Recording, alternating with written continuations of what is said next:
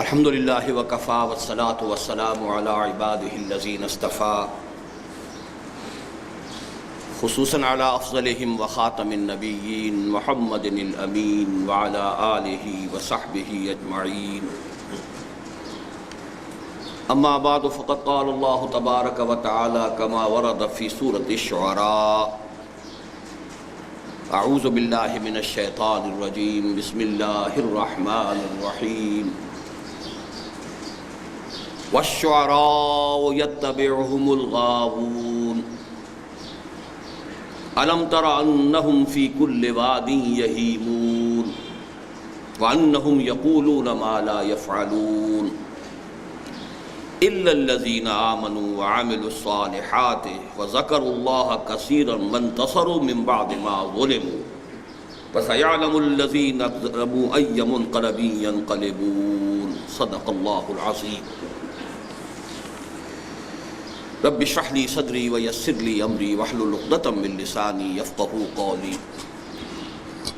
اللہم ربنا الہمنا رشدنا واعذنا من شرور انفسنا، اللہم ارنا الحق حقا وارزقنا اتباعہ وارنا الباطل باطلا وارزقنا اجتنابہ، اللہم وفقنا لما تحب وترضى، آمین یا رب العالمین۔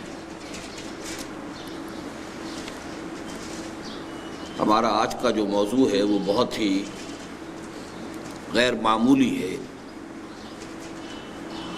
اجتماع جمعہ میں ایک نظم کا درس۔ لفظ درس جو ہے وہ بہت سے حضرات کو ممکن ہے کچھ کھلا بھی ہو، چبھا بھی ہو، لیکن آپ کے علم میں ہوگا، اور اگر نہیں ہے تو نوٹ کر لیجئے کہ ہمارے ہاں بڑے بڑے بزرگ مثنوی مولانا روم کا درس دیتے رہے۔ مثنوی مولانا روم کے بارے میں جامی جیسی عظیم شخصیت،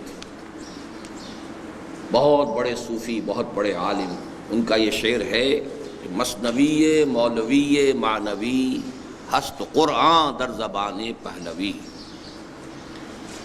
وہ اسی اعتبار سے قرآن نہیں ہے لیکن قرآنی حقائق کی ترجمانی پہلوی زبان میں، فارسی زبان میں قرآن مجید کے حقائق کی ترجمانی کی مولانا روم نے اپنی مثنوی میں۔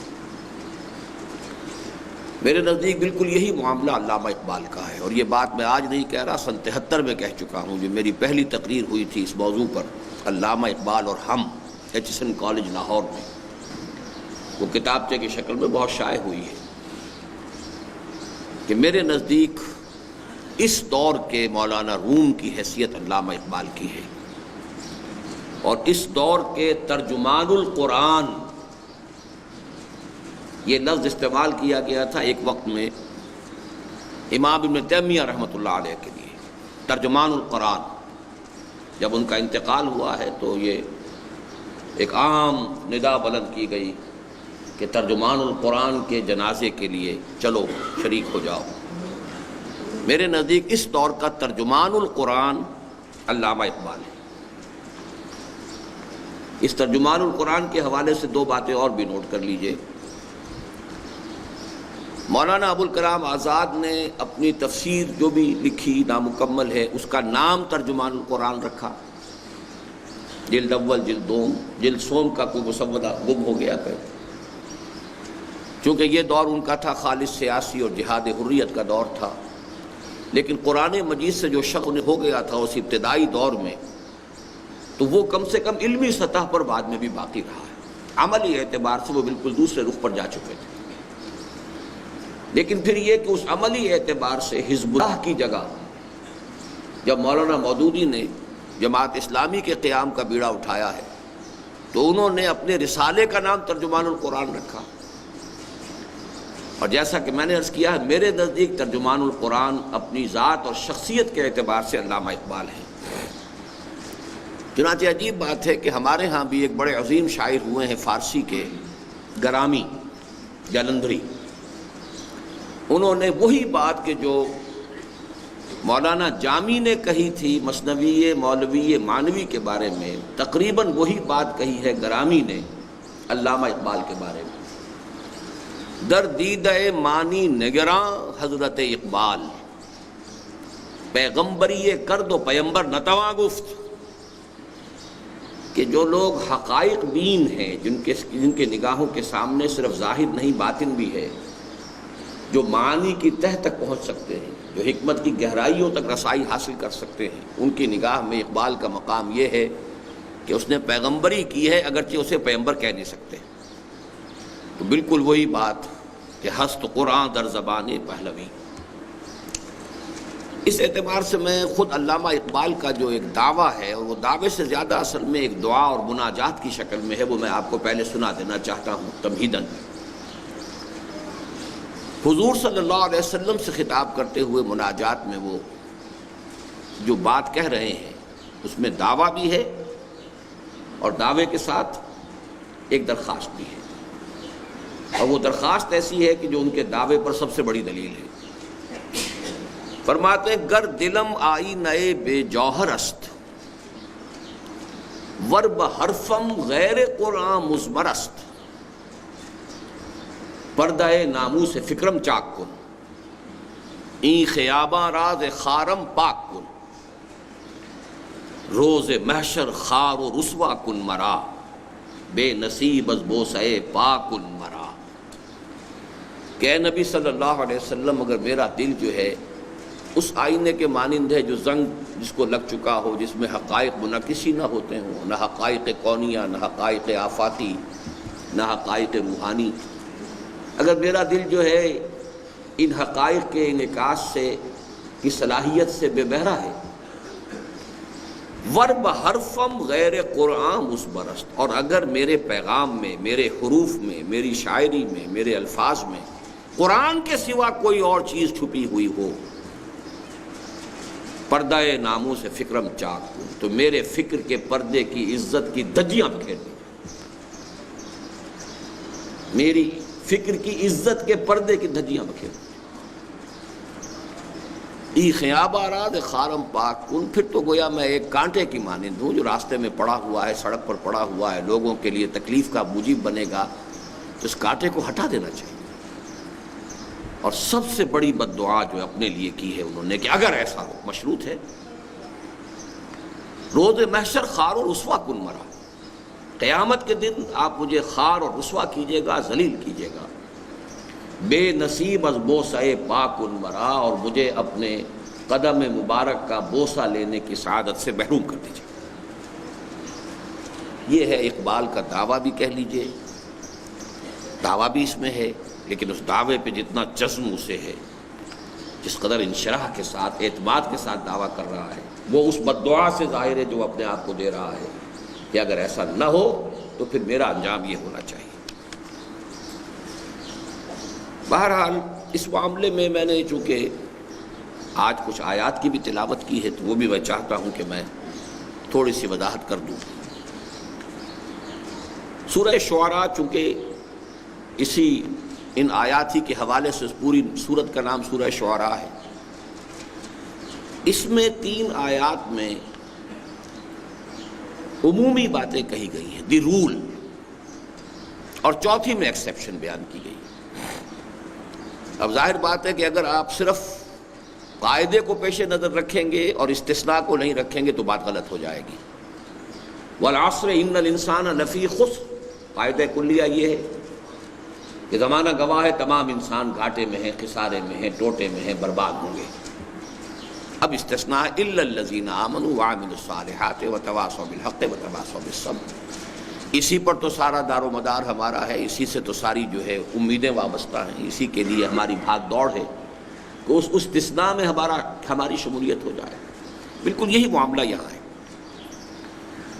واقعہ یہ ہے کہ 3 آیات میں اللہ تعالیٰ نے شاعری اور شعراء کے بارے میں بالعموم جو بات کہی ہے وہ پوری کتابوں کے موضوع بن سکتے ہیں۔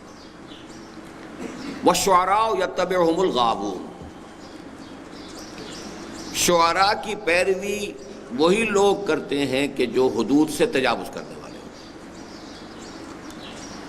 عام طور پر یہ قاعدہ کلیہ ایسا ہے کہ آپ کو شعراء کے جو پیروکار ملیں گے، ہم نشین ملیں گے، ساتھ بیٹھنے والے ملیں گے، بے عمل لوگ ہوں گے بالکل، اور صرف ایک ذہنی لذت کے اور صرف ایک ذہنی عیاشی کے بالعموم کوئی شے ان کے پاس نظر نہیں آئے. الم تر انہم فی کل وادی یہیمون. دوسری بات، کیا تم نے دیکھا نہیں کہ یہ شاعر لوگ ہر وادی کے اندر گھومتے پھرتے ہیں؟ اس لیے کہ شاعری کا تعلق ہے شعور سے، تخیل سے، انسان کے تصورات سے. تو تخیل اور تصور کی دنیا جو ہے وہ کوئی حدود کی پابند نہیں ہوتی، وہ تو کہیں سے کہیں پہنچ سکتا ہے تخیل. عمل کی زندگی میں آدمی کو قدم قدم چلنا پڑتا ہے. تو واقعہ یہ ہے کہ شاعر اور شاعروں کے متبعین کے ہاں آپ کو یہ نتیجہ نکلے گا کہ ان کے فکر اور ان کے عمل میں گیپ پیدا ہونا شروع ہو جائے گا، اس لیے کہ ان کا شعور پرواز کر رہا ہے. وہ جو اقبال نے خود کہا ہے غالب کے بارے میں، جس کو میں کہتا ہوں کہ اصل میں غالب سے زیادہ خود علامہ اقبال پر وہ بات راست آتی ہے کہ فکر انسان پر تیری ہستی سے یہ روشن ہوا ہے پرے مرغ تخیل کی رسائی تا کجا. تخیل جو ہے وہ تو کہیں سے کہیں پہنچ سکتا ہے. تو تخیل میں جو انسان بہت بلند پرواز ہوگا، اب بڑا مشکل ہے کہ اسی درجے میں اس کی زمین کے اوپر بھی اس کی چال ڈھال بھی وہی ہو. تو ایک گیپ کا پیدا ہو جانا لازمی ہے ایک قاعدہ کلیہ کے اعتبار سے، اس لیے کہ وہ تو پھر ہر وادی میں جدھر بھی جا رہے ہیں ان کے فکر کی جولانی جو ہے اٹ نوز نو باؤنڈس، کوئی اس کے لیے حدود ہے ہی نہیں. نتیجہ کیا نکلتا ہے؟ وَأَنَّهُمْ يَقُولُونَ مَا لَا يَفْعَلُونَ. اور یہ کہ وہ کہتے ہیں جو کرتے نہیں ہیں. یہی قول و عمل کے اندر جو گیپ ہے، جو فرق ہے، جو خلیج حائل ہو جاتی ہے، یہی در حقیقت شاعری کے مزاج کے اندر گویا کہ فی نفس ہی داخل. اب اس سے استثناء ہے اِلَّا الَّذِينَ آمَنُوا وَعَمِلُوا الصَّالِحَاتِ. بڑی شدید محنت اور مشقت کرنی پڑے گی اگر کوئی شاعری کے میدان میں قدم بھی رکھے اور پھر یہ کہ وہ ان تین چیزوں سے بچنا بھی چاہتا ہو: ایمان اور اس کے ساتھ عمل صالح. اِلَّا الَّذِينَ آمَنُوا وَعَمِلُوا الصَّالِحَاتِ وَذَكَرُوا اللَّهَ كَثِيرًا. اور اللہ کی کثرت کے ساتھ ذکر، اللہ کی یاد، اللہ کا ذکر کثرت کے ساتھ. وَانْتَصَرُوا مِنْ بَعْدِ مَا ظُلِمُوا. چونکہ قدیم زمانے میں شاعری خاص طور پر استعمال ہوتی تھی حجویہ، حجو کہنے کے لیے، رجزیہ شاعری جنگوں کے اندر استعمال کرنے کے لیے. تو یہ جو تمام ہے دشمنوں کی حجو کرنا اور اپنے لیے رجز اور اپنی مدح، تو اس میں بھی کہا گیا کہ اس قسم کی چیز بھی اگر کہیں مظلوم استعمال کرے تو کوئی حرج نہیں ہے. وَانْتَصَرُوا مِنْ بَعْدِ مَا ظُلِمُوا. اگر ظلم کیا گیا ہو، جیسے کہ ایک اور جگہ بھی فرمایا ہے، 6 پارے کی پہلی آیت ہے، لا يحب اللہ الجہر بالسوء الا من ظلم. بلند آواز سے کوئی بری بات کہنا اللہ کو بالکل پسند نہیں ہے، سوائے اس کے جس پر ظلم ہوا. مظلوم کے دل سے جو ہے کوئی اگر وہ آہ اٹھی ہے اور اس نے کوئی جلے بھنے الفاظ کی شکل اختیار کر لی ہے، کوئی نازیبا الفاظ اس کی زبان سے نکل گئے ہیں، تو اللہ کنڈون کرے گا، معاف کر دے گا. لیکن مظلوم ہے، اس کا دل دکھا ہوا ہے. لا يحب اللہ الجہر بالسوء الا من ظلم. تو یہاں بھی فرمایا گیا کہ وانتصروا من بعد ما ظلموا. اس کے بعد کہ پھر ان پر ظلم کیا گیا ہو تو اس کے بدلے میں اگر وہ بھی شاعری میں، اور یہ آپ کو ذہن میں رکھنا چاہیے کہ یہ ٹکڑا پورا کا پورا منطبق ہوتا ہے 100% حضرت حسان ابن ثابت رضی اللہ تعالیٰ عنہ. وہ گویا کہ دربار نبوی کے شاعر تھے، اور جو بھی مشرک شعراء حضور کی حجو میں اشعار کہتے تھے، حضور کی مذمت میں کہتے تھے، تو اس کا جواب پھر حضرت حسان ابن ثابت دیا کرتے تھے. اور ظاہر بات ہے صحابی تھے، ان کا جہاں تک ایمان کا تعلق ہے بھی کسی شک و شبے سے بالا تر ہے، بلکہ یہ کہ امت میں سے کسی کا بھی بعد میں ایمان جو ہے کسی ادنا سے ادنا صحابی کے ایمان کا بھی ہم پلہ نہیں ہو سکتا. یہ ہمارا اجماعی عقیدہ ہے. عمل کا ایک پہلو ان کے ہاں کمزور تھا، یعنی یہ قاعدہ کلیہ میں آپ کو بتا دینا چاہتا ہوں، لیکن اسے عمل کا پہلو نہیں کہیں گے، مزاج کا پہلو کہیں گے. اور وہ یہ تھا کہ ان میں مرد میدان ہونے کا وصف نہیں تھا. یہ قاعدہ کلیہ ان میں بھی پورا جو ہے وہ منطبق ہوتا. جنگ کے میدان کے آدمی نہیں تھے. یہ بات جو ہے موجود ہے. غزوہ احزاب کا خاص طور پر واقعہ بھی آتا ہے کہ جہاں خواتین کو رکھ دیا گیا تھا ایک قلعے کے اندر، کو بڑی سی حویلی کے اندر، اور وہاں کچھ پہرے پر یہ ان کو کھڑا کیا گیا، اس لیے کہ میدان جنگ میں مورچے پر جانے کے لیے تو یہ ویسے بھی عام طور پر ان کی وہ کیفیت نہیں تھی۔ اب وہاں ایسا ہوا کہ حضرت صفیہ رضی اللہ تعالی عنہ، حضور کی پھوپھی، انہوں نے دیکھا کہ مشکوک حالت میں ایک یہودی آ رہا ہے، اس کے حرکات و سکنات جو ہیں وہ مشکوک ہیں۔ تو انہوں نے کہا حسان ذرا اس کی خبر لو۔ تو انہوں نے کہا کہ یہ کام تو میرا اگر ہوتا تو میں وہاں نہ پہنچا ہوتا۔ تو حضرت صفیہ اتری ہیں اور انہوں نے ایک لاٹھی کی ضرب سے اس کو ہلاک کیا ہے، حالانکہ وہ مسلح تھا۔ پھر انہوں نے کہا حسان جاؤ اب اس کا ہتھیار تو اتار لو۔ تو انہوں نے کہا کہ مجھے تو ان ہتھیاروں کی ضرورت نہیں ہے۔ تو سیدھی سیدھی بات، اس میں کوئی تکلف نہیں، کوئی غلط کوئی بیانی نہیں، کوئی تو یہ کہ اس اعتبار سے مرد میدان ہونے کا وصف ان میں بھی نہیں تھا۔ تو قرآن مجید نے جو کچھ بیان کیا ہے اس میں گویا کہ استثناءات تو ہیں، جب استثناء اتنے شد و مد کے ساتھ بیان ہوا ہے۔ بعض شعراء جو ہیں جاہلی شاعر بہت بڑے مرد میدان تھے، امرؤ القیس جو ہے وہ بہت بڑا شاعر بھی تھا، بہت بڑا جنگجو سردار بھی تھا۔ لیکن یہ ہے کہ عام جو قاعدہ کلیہ ہے، چونکہ اس میں سب سے بڑی مستثنیٰ شخصیت صحابہ کرام میں ہمیں حضرت حسان کی ہی ملتی ہے رضی اللہ تعالی عنہ، ورنہ واقعہ یہ ہے کہ شاعری کی شاید یہ مذمت آ گئی تھی اس وجہ سے، یا یہ کہ ویسے ہی جو حضرت لبید تھے رضی اللہ تعالی عنہ، جو سبع معلقہ کے شعراء میں سے تھے، یعنی عربوں کا رواج یہ تھا کہ وہ ہر سال جو مشاعرہ ان کا ہوتا تھا اس میں گویا کہ قصیدہ جس کا سب سے اعلیٰ سمجھا جاتا تھا، تو وہ گویا کہ ملک الشعراء، بادشاہ شمار ہوتا تھا اب شاعروں کا، اور تمام شاعر پھر اسے سجدہ کرتے تھے، اور اس کا قصیدہ جو ہے پھر ایک سال کے لیے خانہ کعبہ کی دیوار کے اوپر آویزہ کر دیا جاتا تھا اس علامت کے طور پر کہ یہ ہمارا اقلیم شعر کا شہنشاہ جو ہے اس سال کے لیے وہ یہ ہے۔ تو آخری شاعر جو ہیں اس کے وہ حضرت لبید ہیں رضی اللہ تعالی عنہ، لیکن وہ ایمان لے آئے۔ جب ایمان لے آئے تو شعر کہنا چھوڑ دیا۔ حضرت عمر رضی اللہ تعالیٰ عنہ نے ایک مرتبہ ان سے یہ سوال بھی کیا، لبید اب آپ شعر نہیں کہتے؟ تو فرمایا بعد القرآن، کیا اب قرآن کے نزول کے بعد بھی کسی شخص کے لیے کوئی گنجائش ہے کہ وہ اپنی کچھ یعنی کلام قادر الکلامی کا مظاہرہ کرنے کی کوشش کرے اور کوئی بات کہے؟ اس کے بعد تو مطلب یہ کہ سورج کو آئینہ دکھانے والی بات ہے، تو انہوں نے شعر کہنا بند کر دیا۔ تو بہرحال ہمارے ہاں تو شعراء میں سے جن کا تذکرہ آتا ہے، ویسے حضرت خنسا تھی رضی اللہ تعالی عنہا، خنسا العرب بہت بڑی شاعرہ تھی، مرد شعراء بھی ان سے جو ہے اصلاح لیا کرتے تھے۔ انہوں نے غالباً 7 بیٹے ہیں یکے بعد دیگرے جو جہاد فی سبیل اللہ میں اپنے نظر کیے ہیں اللہ کے، اور جام شہادت نوش کیا۔ تو یہ استثناءات ہیں۔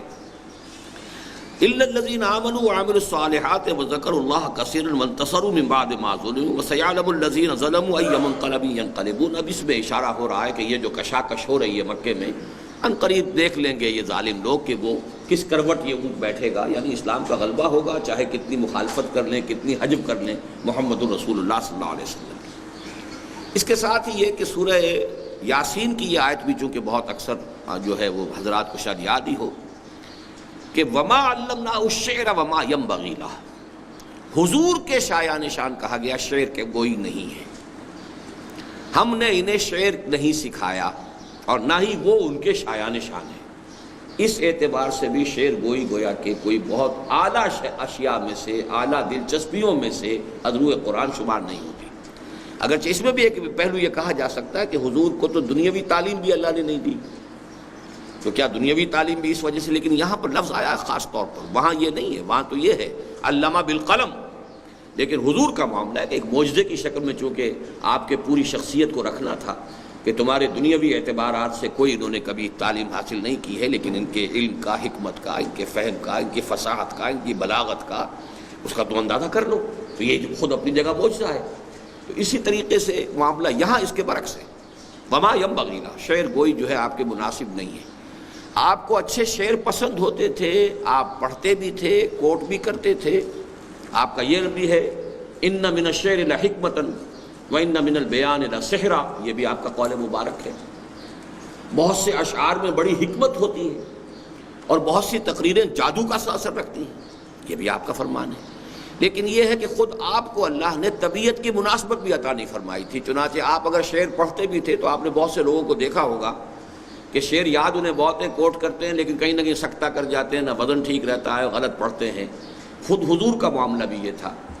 ایک موقع پر بلکہ بڑا دلچسپ واقعہ ہوا کہ حضرت ابوبکر رضی اللہ تعالیٰ عنہ بھی موجود تھے، حضور نے کوئی شعر پڑھا اور وہ غلط پڑھا، مطلب یہ کہ اس کا وزن غلط ہو گیا یا کچھ اور سکتہ ہو گیا، تو حضرت ابوبکر رضی اللہ تعالیٰ عنہ مسکرائے اور انہوں نے عرض کیا انی اشہد انک لرسول اللہ، میں گواہی دیتا ہوں آپ اللہ کے رسول ہیں، یعنی جو قرآن نے کہا ہے کہ وما ینبغی لہ، یہ شعر جو ہے یہ آپ کے شایان شان ہی نہیں ہے، تو شعر کو صحیح پڑھنے کی بھی اللہ تعالیٰ نے آپ کو وہ جو ہے مناسبت طبع عطا نہیں فرمائی، تو انی اشہد انک رسول اللہ، میں گواہی دیتا ہوں۔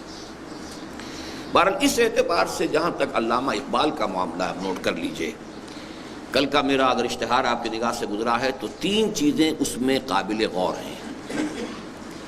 پہلی چیز یہ ہے کہ میں نے انہیں اسلامی فکر کا مجدد قرار دیا ہے، مجدد فکر اسلامی، بہت بڑا لفظ ہے جو میں نے استعمال کیا ہے، اور میں اگرچہ جو بھی 14ویں صدی ہجری کے مجددین کا جب شمار کیا کرتا ہوں تو میں ذرا مختلف ناموں سے کچھ نام لیا کرتا ہوں، مجدد اعظم شیخ الہند ہیں، لیکن یہ کہ اس میں جو کام کیا علامہ اقبال نے، مولانا مودودی نے، اسی طریقے سے مولانا الیاس صاحب نے مختلف پہلوؤں سے دین کے مختلف شعبوں کی تجدید کی ہے، تو جہاں تک فکر اسلامی کا تعلق ہے اور خاص طور پر اسلام کا انقلابی فکر، اس کا مجدد قطعی طور پر، یقینی طور پر، حتمی طور پر علامہ اقبال، چنانچہ ان کی کتاب reconstruction of religious thought in Islam, reconstruction, تجدید، تعمیر نو، تشکیل جدید، اسلام کے فکر کی، اسلام کے مذہبی فکر کی تشکیل نو، لیکن میں یہ سمجھتا ہوں کہ اس کتاب سے کہیں زیادہ در حقیقت ان کا جو فکر انقلابی ہے وہ ان کے اشعار میں ہے، فارسی میں زیادہ ہے، اردو میں بھی بہت ہے، لیکن یہ کہ ان کا انقلابی فکر جو ہے، اور یہ نوٹ کر لیجئے کہ ایران میں تسلیم کیا گیا ہے۔ ایران کا انقلاب اگرچہ وہ اس معنی کا انقلاب نہیں ہے کہ کسی انقلابی جماعت نے انقلابی جدوجہد کے مراحل طے کر کے انقلاب برپا کیا، لیکن یہ کہ اگر کوئی فکری کام تھوڑا بہت بھی اس کی بنیاد میں تھا تو وہ ڈاکٹر علی شریعتی تھے، اور ڈاکٹر علی شریعتی نے صاف طور پر یہ کہا ہے کہ ہمارا یہ سارا فکر اقبال سے ماخوذ ہے، ما و اقبال، ہم اور اقبال، یہ ان کی کتاب، مجھے تو معلوم نہیں تھا جب میں نے اپنی تقریر کی سن 73 میں اور پھر اس کو شائع کیا، علامہ اقبال اور ہم، یعنی بعین ہی وہی فارسی ترکیب میں ما و اقبال کے نام سے ان کی کتاب ہے ضخیم، اور جو فکر کوئی بھی تھوڑا بہت ایلیمنٹ جو انقلاب ایران کے بنیاد میں اگر کوئی فکری مواد ہے تو علامہ اقبال کا ہے، اور میں اپنی ایک پوری کتاب جو ہے اس موضوع کے اوپر لکھ چکا ہوں، بر عظیم پاک و ہند میں اسلام کے انقلابی فکر کی تجدید و تعمیل، اور تفصیل سے میں نے واضح کر دیا ہے کہ وہ جو انقلابی فکر تھا جو دور خلافت راشدہ کے بعد رفتہ رفتہ رفتہ رفتہ بیک گراؤنڈ میں فیڈ اوے کر گیا، ملوکیت کا دور آ گیا، اسلام ایک مذہب بنتا چلا گیا، جزوی حقیقت بنتا چلا گیا، اس کو فکری سطح پر دوبارہ زندہ کرنے والا شخص اقبال ہے، اگرچہ اس کی تعمیل، اقبال مرد میدان نہیں تھے، اقبال مین آف ایکشن نہیں تھے، بلکہ عمل کا پلڑا ان کا بہت کم، بہت ہلکا تھا، یہ میں ابھی واضح کر دوں گا، اس لیے کہ بہت سے اقبالیے میرے دشمن ہیں، جان کے دشمن ہیں، اور ادھر ادھر اس کو شائع کرتے رہتے ہیں گویا کہ میں نے کوئی گناہ کبیرہ کر دیا ہے، لیکن یہ کہ جو حقیقت ہے اس کو مانیے۔ ایک طرف میں ان کو مجدد فکر اسلامی، بالخصوص اسلامی انقلابی فکر کا مجدد، قطعی طور پر، یقینی طور پر، حتمی طور پر اقبال، ابوالکلام آزاد نے ان سے خوشہ چینی کر کے تعمیل کی کوشش کی ہے، مولانا مودودی نے ان سے خوشہ چینی کر کے اس کی وضاحت کی ہے، شرح کی ہے، اسے عام فہم بنایا ہے، بڑے پیمانے پر پھیلایا ہے، لیکن اصل میں فکر جو ہے وہ علامہ اقبال کا ہے۔ مجدد، فکر اسلامی کے مجدد اور اسلام کی نشأت ثانیہ کا نقیب اعظم، یعنی یہ خبر دینے والا پہلی مرتبہ کہ اسلام کا دوبارہ احیاء ہوگا اور اسلام کا غلبہ ہوگا، اور یہ شاخ ہاشمی کرنے کو ہے پھر برگ و بر پیدا، جس جزم کے ساتھ، جس یقین کے ساتھ، جس وثوق کے ساتھ اقبال نے کہا، اس سے پہلے کہیں سراغ ملتا ہی نہیں۔ مایوسی کے گھٹا ٹوپ اندھیرے تھے۔ مولانا حالی نے مسدس لکھی تھی، اسلام کا گر کر نہ ابھر نہ دیکھے، بستی کا کوئی حد سے گزر نہ دیکھے، مانے نہ کبھی مد ہے ہر جزر کے بعد، دریا کا ہمارے جو اتر نہ دیکھے۔ معلوم ہوتا ہے کہ قانون فطرت ہی بدل گیا ہے، ہر جزر کے بعد مد آیا کرتا ہے، ہمارا تو جزر ہی جزر ہے، نیچے ہی نیچے جا رہا ہے، مد کا کوئی سوال ہی نہیں آ رہا۔ اور حالی میں اور اقبال میں کتنا فصل ہے۔ اس حوالے سے اقبال نے آ کر کہا نہیں، سنا ہے یہ قدسیوں سے میں نے، نکل کے صحرا سے جس نے روما کی سلطنت کو الٹ دیا تھا، سنا ہے یہ قدسیوں سے میں نے، فرشتوں نے میرے کان میں سرگوشی کی ہے کہ وہ شیر پھر ہوشیار ہوگا، اور کتاب ملت بیضا کی پھر شیرازہ بندی ہے، یہ شاخ ہاشمی کرنے کو ہے پھر برگ و بر پیدا۔ یہ ساری باتیں جو ہیں جس طریقے سے آسماں ہوگا سحر کے نور سے آئی نہ پوش، اور ظلمت رات کی سیما پا ہو جائے گی، یہ سب کچھ ہو کر رہے گا۔ محو حیرت ہوں کہ دنیا کیا سے کیا ہو جائے گی، اور اے آب روان کبیر تیرے کنارے کوئی دیکھ رہا ہے کسی اور زمانے کے خواب۔ تو اسلام کی نشت ثانیہ، غلبہ دین حق جو ہے، اس کا نقیب اعظم، اس کا ڈھنڈورا پیٹنے والا، اس کے لیے نوجوان نسل کے دلوں میں امید کے چراغ روشن کرنے والا، جس میں سب سے پہلے میں اپنا نام جو ہے تجویز کرتا ہوں کہ میں خود میرے دل کے اندر جو بھی امید کا چراغ روشن ہوا ہے وہ 5ویں جماعت کے طالب علم کی حیثیت سے ہوا ہے، علامہ اقبال کی اسی شاعری کے ذریعے سے۔ وہ زمانے میں معزز تھے مسلمان ہو کر، اور تم خار ہوئے تاریخ قرآن ہو کر، یہ چپکا ہوا ہے ذہن میں میرے شعر۔ تو یہ سارا کام جو ہے اس کو اگر آپ کریں گے تو واقعہ یہ ہے کہ اسلام کی نشت ثانیہ کا نقیب اعظم علامہ اقبال۔ لیکن اس کے باوجود میں رحمۃ اللہ علیہ نہیں لکھتا، میں کہیں ان کو حضرت نہیں لکھتا۔ حضرت علامہ ایک عام اصطلاح کے طور پر کبھی آ بھی جائے، اس کی وجہ کیا ہے؟ ہمیں ہر شے کو جہاں وہ ہے ماننا چاہیے۔ وہ متدین انسان بھی نہیں تھے، سیدھی سیدھی بات ہے۔ عشق رسول دل میں جتنا تھا، محبت جتنی تھی، وہ اپنی جگہ ہے، لیکن اتباع رسول، نماز 5 وقت، نماز 5 گانا، مسجد میں ادائیگی، شعائر دینی، ظاہر بات ہے کہ اس میں نہ صرف یہ کہ وہ مرد میدان نہیں تھے کہ انہوں نے انقلابی فکر دیا، انقلابی تحریک کوئی نہیں اٹھائی، انہوں نے مسلمانوں کی بہبود کے لیے قومی سطح پر کام کیا، مسلم لیگ کے ایک ادنا کارکن کی حیثیت سے، جسے میں بہت بڑا ایثار، بڑی قربانی سمجھتا ہوں۔ ایک انٹلیکچوئل جائنٹ ایک شخص ہے اقبال، انٹلیکچوئل ہونے کے اعتبار سے قائد اعظم کی کوئی حیثیت علامہ اقبال کے مقابلے میں نہیں۔ وہ ایک بہت بڑے سیاسی رہنما تھے، مدبر تھے، سیاستدان تھے، ڈپلومیٹ تھے، پارلیمنٹیرین تھے، سب کچھ تھے۔ مفکر جس کو کہا جاتا ہے کوئی حیثیت ہی نہیں، مصنف نہیں ہے، مفکر نہیں ہے، اس کا کوئی فلسفی نہیں ہے۔ یہ جائنٹ جو ہے یوں سمجھیے کہ وہ دیو، وہ علامہ اقبال ہے، لیکن وہ ایک پروونشل چیف کی حیثیت سے، ایک عام کارکن کی حیثیت سے کام کر رہا ہے، حالانکہ وہ بلاتا ہے قائد اعظم کو کہ آئیے خدا کے لیے اس قوم کی جو اس وقت جس قیادت کی اس قوم کو ضرورت ہے، اس کا آپ ہی صرف اس کے تقاضے پورا کر سکتے ہیں۔ تو اس حوالے سے یہ ہے، لیکن جہاں تک عمل کا معاملہ ہے ہمیں ماننا پڑے گا، ہمیں اپنے معیارات کو ختم نہیں کرنا ہے۔ معیار میں ہمارے لیے عمل محمد الرسول اللہ والذین معہ ہے، اور یہ خود اقبال کا کہنا ہے، بمصطفیٰ برسا خویش را کہ دی ہمہ اوست اگر بہو نہ رسیدی تمام بولا بیست۔ اس اعتبار سے میں یہ کہتا ہوں کہ ان کا وہ متدین انسان بھی نہیں تھے، وہ عمل کے میدان کے سپاہی نہیں تھے، اور ان کا عمل کا پلڑا ہلکا تھا، لیکن جہاں میں نے یہ الفاظ لکھے ہیں وہاں ایک بڑی احتیاط برتی ہے۔ ان کے فکر کے مقابلے میں عمل کا پلڑا، میں اپنے عمل سے نہیں ان کا تقابل کر رہا کہ ایک شخص فکر کی اس بلندی پر ہے، ماؤنٹ ایورسٹ کے اوپر بیٹھا ہوا ہے، اس کے اعتبار سے کہہ رہا ہوں، جو اس کا کمپیریزن ہے، جو ریشو پروپورشن ہے کہ فکر جو ہے وہ اتنی بلندی پر ہے، اس میں کوئی شک نہیں ہے، لیکن عمل کا جو ہے اس کے تناسب سے ان کا پلڑا بھاری ہے۔ اسی لیے میں جو لفظ اپنے والد کے لیے استعمال کرتا ہوں مرحوم، وہی لفظ ان کے لیے استعمال کرتا ہوں۔ بہرحال آج جو ہے ہم ان کی جو یہ نظم پڑھ رہے ہیں، اب اس نظم کا ذرا تھوڑا سا تاریخی پس منظر بھی سمجھ لیجیے۔ علامہ اقبال کی شاعری کے جو مختلف ادوار ہیں وہ میں نے گنوا دیے ہیں اپنی کتاب میں، وہ جو میں نے جس کا حوالہ ابھی دیا ہے، بر عظیم پاک و ہند میں اسلام کے انقلاب فکر کی تجدید و تعمیل۔ لیکن اس وقت صرف یہ کہنا ہے کہ علامہ اقبال کی شاعری میں جو غزل کا دور تھا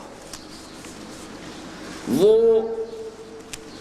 سن 1894 سے 1934 تک ہے، اس کے بعد وہ ختم ہو گیا۔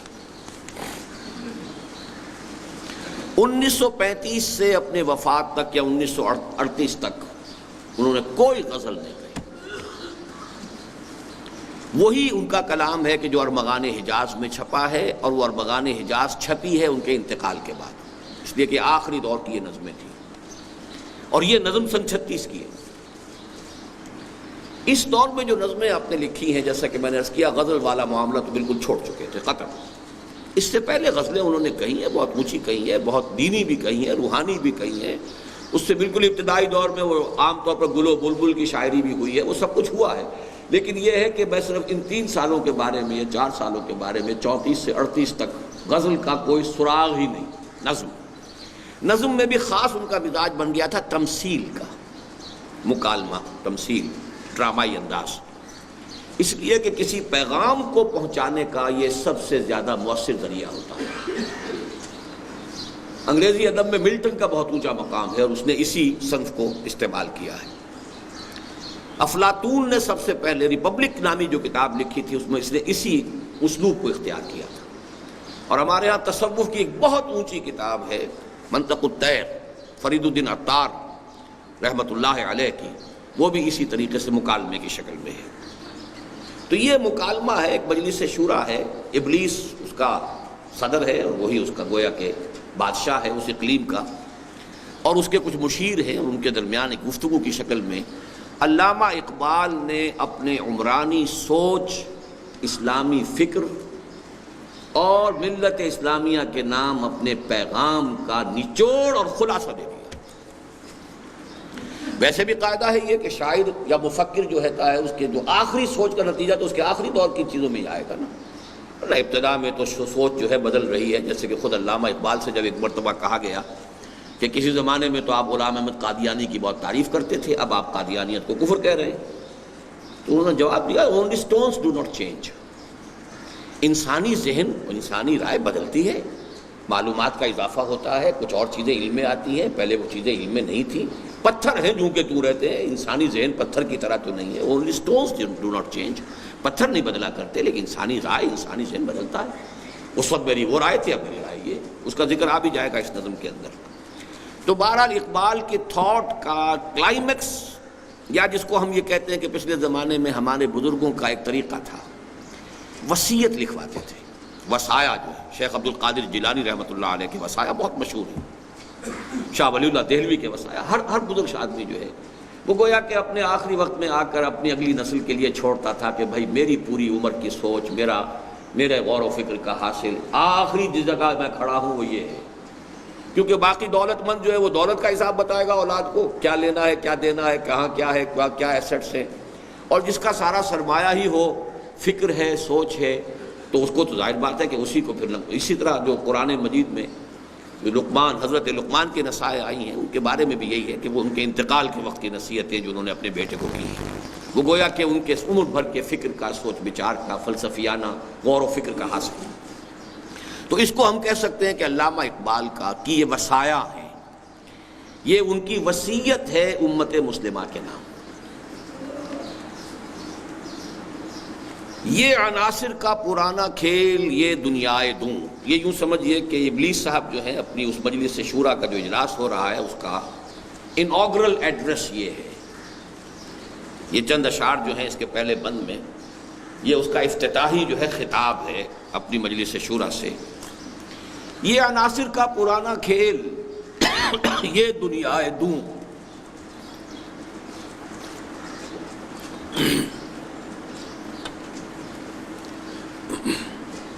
اس لفظ میں ایک پورا جو فلسفہ اور ایک نقطہ نظر رہا ہے دنیا میں فلسفے کے میدان میں، اس کی ترجمانی ہو گئی ہے، اور وہ یہ ہے میٹیریلزم۔ دو ہی فلسفے دنیا میں رہے، میٹیریلزم، آئیڈیلزم۔ میٹیریلزم یہ ہے کہ اس کائنات کی اصل حقیقت جو ہے وہ مادی ہے، مادہ قدیم ہے ہمیشہ سے، مادہ جو ہے سالمات پر مشتمل ہے، اور ان سالمات میں باہم تجاذب ہے یا تنافر ہے، ان میں الیکٹرک چارجز ہیں، نیگیٹو ہیں یا پازیٹیو ہیں، اس کے حوالے سے وہ ملتے ہیں یا کٹتے ہیں، پھر کمپاؤنڈز بنتے ہیں، اس کے فزیکل چینجز اور کیمیکل چینجز کے قوانین ہیں، اس سے کائنات چل رہی ہے۔ یہ سارا عناصر کا پرانا کھیل قدیم ہے، یہ ہمیشہ سے چلا آ رہا ہے، یہ عناصر کا پرانا کھیل۔ چنانچہ پروفیسر یوسف سلیم چشتی صاحب، چونکہ وہ فلسفے کے بڑے طالب علم رہے ہیں، انہوں نے بڑی تفصیل اس مقام پر بیان کی ہے۔ ہندوستان کے 6 بڑے فلسفے تھے، جن میں سے 2 جو ہیں 2 درشن خالص میٹیریلسٹک ہیں، سانکھ درشن اور چارواک۔ جین مت، بدھ مت خالص میٹیریلسٹک ہے۔ پھر یہ کہ اس کے بعد دہریت اور مادیت اور لاجیکل پازیٹیوزم اور میٹیریلزم اور امپیریسزم اور بے شمار ناموں سے وہ ایک ہی شراب ہے جو مختلف اس کے برانڈ نیمز ہیں۔ یہ عناصر کا پرانا کھیل، یہ دنیائے دوں، یہ دنیا بڑی پست ہے۔ یہ دنیا کیوں؟ اس لیے کہ قرآن مجید بھی کہتا ہے کہ ابلیس جن ہے، اور جنوں کی پیدائش جو ہوئی ہے وہ آگ سے ہوئی ہے، وہ ایک اعلیٰ تر لطیف تر شے ہے۔ اور یہ جو مخلوقات اس وقت ہمیں نظر آ رہی ہیں زمین پر، یہ سب خاکی الاصل ہیں، انسان بھی خاکی الاصل ہے۔ تو دنیا دوں بڑی نفرت کے ساتھ کہہ رہا ہے یہ حقیر سی دنیا، گھٹیا دنیا، ساکنان عرش اعظم کی تمناؤں کا خون۔ یہ کس اعتبار سے؟ ساکنان عرش اعظم یعنی ملائکہ مقربین۔ جب اللہ نے یہ زمین بنائی تھی وہ منتظر تھے، متوقع تھے، امیدوار تھے کہ خلافت ہمیں ملے گی، تو ان کی تو ساری آرزوؤں کے اوپر جو ہے وہ پانی پھر گیا، ان کی تمنائیں جو ہیں وہ سب خون میں نہا گئیں۔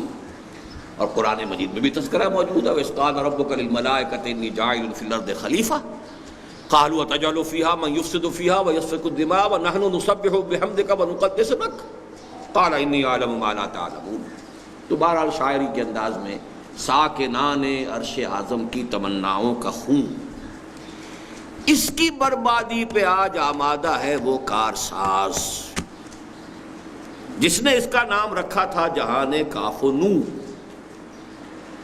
ابلیس کو یہ محسوس ہو رہا ہے کہ یہ اب دگرگوں ہونے والا ہے، یہ معاملہ زیادہ دیر چلنے والا نہیں ہے۔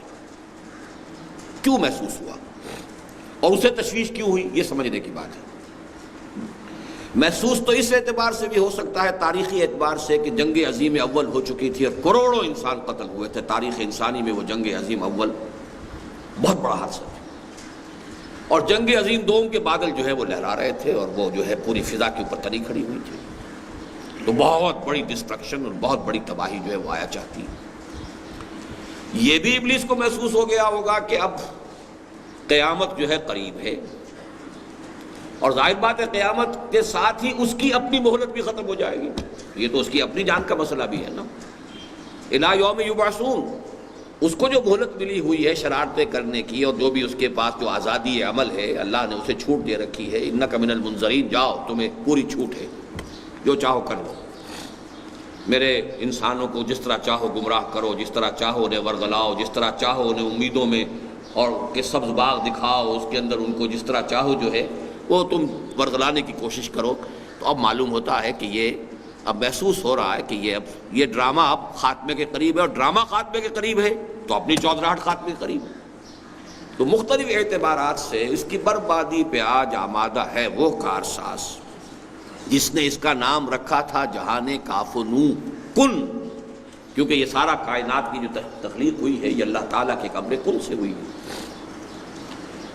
اب اس کے بعد وہ اپنی لافزنی کر رہا ہے کہ میں نے اس دنیا میں شر کو پھیلانے کے لیے کیا کیا طریقے اختیار کیے ہیں، میں نے بڑی محنت کی ہے، میری اتنی طویل عرصے کی محنت جو ہے وہ ایٹ سٹیک ہے۔ وہ جس کو کہا جاتا ہے کہ گرڈ اپ یور لائنس، اب اپنی ذرا کمر کس لو، اپنے جو ہے پوری طریقے سے تیار ہو جاؤ، اس لیے کہ اب ہمارے لیے بہت بڑا چیلنج آ رہا ہے۔ میں نے دکھلایا فرنگی کو ملوکیت کا خواب، یہ وہ کلونیلزم کا جو سیلاب آیا تھا کہ میں نے ان کو ملوکیت کا، کلونیلزم کا خواب دکھایا کہ پوری دنیا کے اندر یہ پھیل گئے، اور من کل حدب ینسلون، کسی کیفیت کے اندر جو ہے وہ چلے آئے، اور انہوں نے پوری دنیا کے اندر جو ہے اپنے استعمار کی بساط بچھا دی۔ میں نے توڑا مسجد و دیر و کلیسا کا فسون، اس کولونیلزم کے ساتھ جو چیز آئی ہے وہ سیکولرزم ہے کہ مذہب کا کوئی عمل دخل جو ہے وہ عبادت گاہوں سے باہر نہ ہو. وہ جو میں کئی تقریروں میں بیان کر چکا ہوں کہ خدا کو گویا کہ پابند کر دیا گیا، محصور کر دیا گیا، قید کر دیا گیا، اسیر کر دیا گیا عبادت گاہوں. وہ خدا کا جو بھی تصور ہو، اللہ ہے تو رہے مسجد میں، اور کوئی رام ہے یا پرماتما ہے، کوئی اور ہے تو رہے مندر میں، کوئی دیوتا ہے تو وہاں رہے، اور کوئی اور ہے تو کہیں رہے. لیکن یہ کہ اس سے باہر نہ مارکیٹ اور منڈی سے کوئی سروکار، نہ پارلیمنٹ اور عدالت سے کوئی سروکار، نہ انتظامیہ سے کوئی سروکار. تو میں نے توڑا مسجد و دیر و کلیسا کا فسون، اس کا جو ہولڈ تھا. میں نے ناداروں کو سکھلایا سبق تقدیر کا. نادار، کاشتکار، تقدیر، تنبے تقدیر. جاگیردار جو چاہے کر جائے، بچیوں کی عصمت دری کر جائے، بیویوں کو اٹھوا لے، جو چاہے کروا لے، جانور کھلوا لے، کیا کرے، تقدیر ہے. ہماری تقدیر یہ گویا کہ نرم چارہ بنا دیا نوع انسانی کو ظالموں کے لیے اس تقدیر کے غلط تصور سے. میں نے ناداروں کو سکھلایا سبق تقدیر کا، اور میں نے منعم کو یا منعم کو دیا سرمایہ داری کا جنون. یہ منعم انعام سے بنے گا، اس میں فاعل نعمت دینے والا. یعنی فرض کیجئے کوئی شخص پہلے خیرات کر رہا تھا، صدقہ کر رہا تھا، لوگوں میں بانٹ رہا تھا دولت، تو میں نے اس کو یہ سبق پڑھایا، یہ پٹی پڑھائی، دولت رکھو اپنے پاس، سنبھال کر رکھو، پاگل ہو گئے ہو، دماغ خراب ہو گیا ہے، جمع کرو اس کو. اور منعم بھی ہم اس کو کہہ سکتے ہیں جس کو اللہ نے نعمت دی ہو، وہ اس میں مفعول ہو جائے گا کہ میں نے، اللہ نے جس چیز کو بھی کوئی نعمتیں دی تھی، دولت دی تھی، تو میں نے اس کو سرمایہ داری کا جنون جو ہے میں نے اس کو اس کے اوپر مسلط کر دیا کہ اس کو سید کر رکھے. جمع فاوعا، جیسے کہ آیا ہے سورہ معارج میں، جمع فاوعا. اب اس نے جمع کیا اور بڑی حفاظت کے ساتھ رکھ لیا کہ یہ بات میرا ہے، اس کو ہوا نہ لگے. تو یہ 4 کارنامے ابلیس نے اپنے گنوائے، نوٹ کیجئے اس کو. ملوکیت، گویا کہ اقبال کے نزدیک ابلیسیت کے سب سے بڑے 4 مظاہر جو ہیں وہ یہ 4 ہیں. ملوکیت، نمبر 2 سیکولرزم، جدا ہو دی سیاست سے تو رہ جاتی ہے چنگیزی. نمبر 3 تقدیر کا غلط تصور، جو انسان کو عمل اور جد و جہد سے جو ہے عمل سے فارغ ہوا مسلمان بنا کے تقدیر کا بہانہ. یہ تیسری ابلیسیت ہے. اور چوتھی ابلیسیت سرمایہ داری ہے.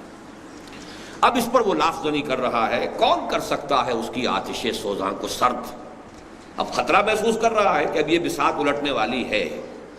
یہاں وہ نوٹ کیجئے اقبال نے جو ایک اور جگہ پر جو 2 اشعار کہے ہیں کہ دنیا کو ہے پھر مار کہے روح و بدن پیش، تہذیب نے پھر اپنے درندوں کو ابھارا، اللہ کو پامر دیے مومن پہ بھروسہ، ابلیس کو یورپ کی مشینوں کا سہارا. تو یہ جو ایک کرائسس آنے والا ہے، حق و باطل کی یہ جنگ جو ہے، ستیزہ کار رہا ہے ازل سے تا امروز، چراغ مصطفی سے شرار بولہبی. اس کا آخری ایکٹ آنے والا ہے، آخری سین آنے والا ہے، ڈراپ سین ہونے والا ہے. تو وہ خطرہ بھی محسوس کر رہا ہے، لیکن یہ کہ اپنی لافزنی سے تاکہ ساتھیوں کے دل بیٹھ نہ جائیں. آخر یہ کہ انکریج تو کرنا پڑتا ہے، ہمت بھی بنانی پڑتی ہے. گھبراؤ نہیں ہے، چیلنج ہے، بڑا ہے، لیکن فکر نہ کرو. کون کر سکتا ہے اس کی آتش سوزاں کو سرد، جس کے ہنگاموں میں ہو ابلیس کا سودے دروں، جس کی شاخیں ہو ہماری آبیاری سے بلند. کون کر سکتا ہے اس نخل کہن کو سرنگوں. ان میں کوئی چیز وضاحت طلب نہیں ہے. اب پہلا مشیر جو ہے وہ ذرا زبان کھولتا ہے. اس میں کیا شک ہے کہ محکم ہے یہ ابلیسی نظام. بات صحیح ہے، آپ نے جو فرمایا ہے کہ یہ 4 چیزیں جو ہے یہ بڑا محکم نظام کی حیثیت سے پوری نوع انسانی کو جکڑے ہوئے ہیں. پختہ تر اس سے ہوئے خوئے غلامی میں عوام. ملوکیت کے مقابلے میں اب غلامی آ رہی ہے، کیونکہ پہلا تو یہی تھا، میں نے دکھلایا فرنگی کو ملوکیت کا خواب. نتیجہ یہ ہو چکا ہے کہ اب جو ہے عوام وہ خوئے غلامی میں پختہ ہو چکے ہیں. ان کے اندر وہ ارج ہی نہیں رہی، آزادی کا خیال ہی نہیں رہا. جیسے ہم پورے پکے ہو چکے ہیں امریکہ کی گھڑی کی مچھلی. کنٹینمنٹ آف رشیا پالیسی کے بعد اب کنٹینمنٹ آف چائنا پالیسی میں فٹ ہو کر بڑے مطمئن ہیں. اب تو آرام سے گزرتی ہے. یہ ساری چیزیں جو بھی کچھ ہو رہی ہے اس لیے کہ آزادی، خود اعتمادی، اپنی عزت، اپنا وقار، اپنی آنکھوں سے اپنا راستہ دیکھ کر اپنے قدموں پر کھڑے ہونا اور چلنا، یہ بالکل دوسری اور شے ہے. پختتر اس سے ہوئے خوئے غلامی میں عوام. اور یہ اسی مجموعے میں ان کی ایک نظم اور بھی ہے مکالمے کی شکل میں کہ زمین اور ایک اس کے اندر جو میت دفن ہوئی ہے اس کا مکالمہ ہے. بڑی عجیب نظم ہے. اور میں نے یہ میٹرک میں جب میں تھا تو ہمارے ہاں کوئی بڑا ایک فنکشن ہونے والا تھا, کوئی بڑی سرکاری کوئی شخصیت آنے والی تھی, تو میں نے یہ مکالمہ تیار کرایا تھا. خود بھی میں اس میں حصہ لینے والا تھا, لیکن ہیڈ ماسٹر صاحب نے ڈر کے روک دیا کہ یہ بات کرنے کی نہیں, بڑی باغیانہ ہے کہ ایک میت جو ہے وہ قبر میں آئی ہے اور قبر جو ہے فریاد کر رہی ہے کہ کیا بات ہے, میری قبر کے اندر جو ہے, میرے اندر اس وقت جو ہے بڑی تشویش سی میں محسوس کر رہی ہوں. تو اس کے بعد یہ معلوم ہو یہ غلام تھا بدماش جو میرے اندر ڈاکے, آہ ظالم تو جہاں میں بندہ محکوم تھا, میں نہ سمجھی تھی کہ ہے کیوں خاک میری تاب سوزناک, یہ میری مٹی میں جو جلن ہو رہی ہے اس وقت تو محکوم تھا. اب یہ ظاہر بات ہے انگریزی دور کی بات کر رہا ہوں کہ میں وہ اس وقت وہ تمثیلچہ جو ہے کرنا چاہتا تھا کسی انسپیکشن کے موقع پر. اس میں کیا شک ہے کہ محکم ہے یہ ابلیسی نظام, پختتر اس سے ہوئے خوئے غلامی میں عوام, ہے ازل سے ان غریبوں کے مقدر میں سجود, ان کی فطرت کا تقاضا ہے نماز بے قیام. نماز بے قیام کا کیا مطلب ہے؟ سجود ہی سجود ہے, اس کے اندر جو ہے قیام کی جو ہے وہ لذت ہی نہیں ہے. آرزو اول تو پیدا ہو نہیں سکتی کہیں, ہو کہیں پیدا تو مر جاتی ہے یا رہتی ہے خام. یہ شعر تو میری تقریروں میں آپ نے بہت سنا ہوگا کہ اول تو یہ کہ اس ماحول میں کوئی امنگ, کوئی ولولہ, کوئی اونچا خیال, کوئی اچھا ارادہ پیدا ہی نہیں ہو سکتا. ماحول جو ہے اگر اس کے لیے اس کے آخر زمین کے اندر کوئی رویدگی ہوگی تو کوئی شے پیدا ہوگی. زمین بھی بانجھ, پھر اگر کہیں دو پتیاں کہیں آ بھی گئی ہیں تو فضا میں آکسیجن نہیں ہے تو وہ مرجھا جائے گی.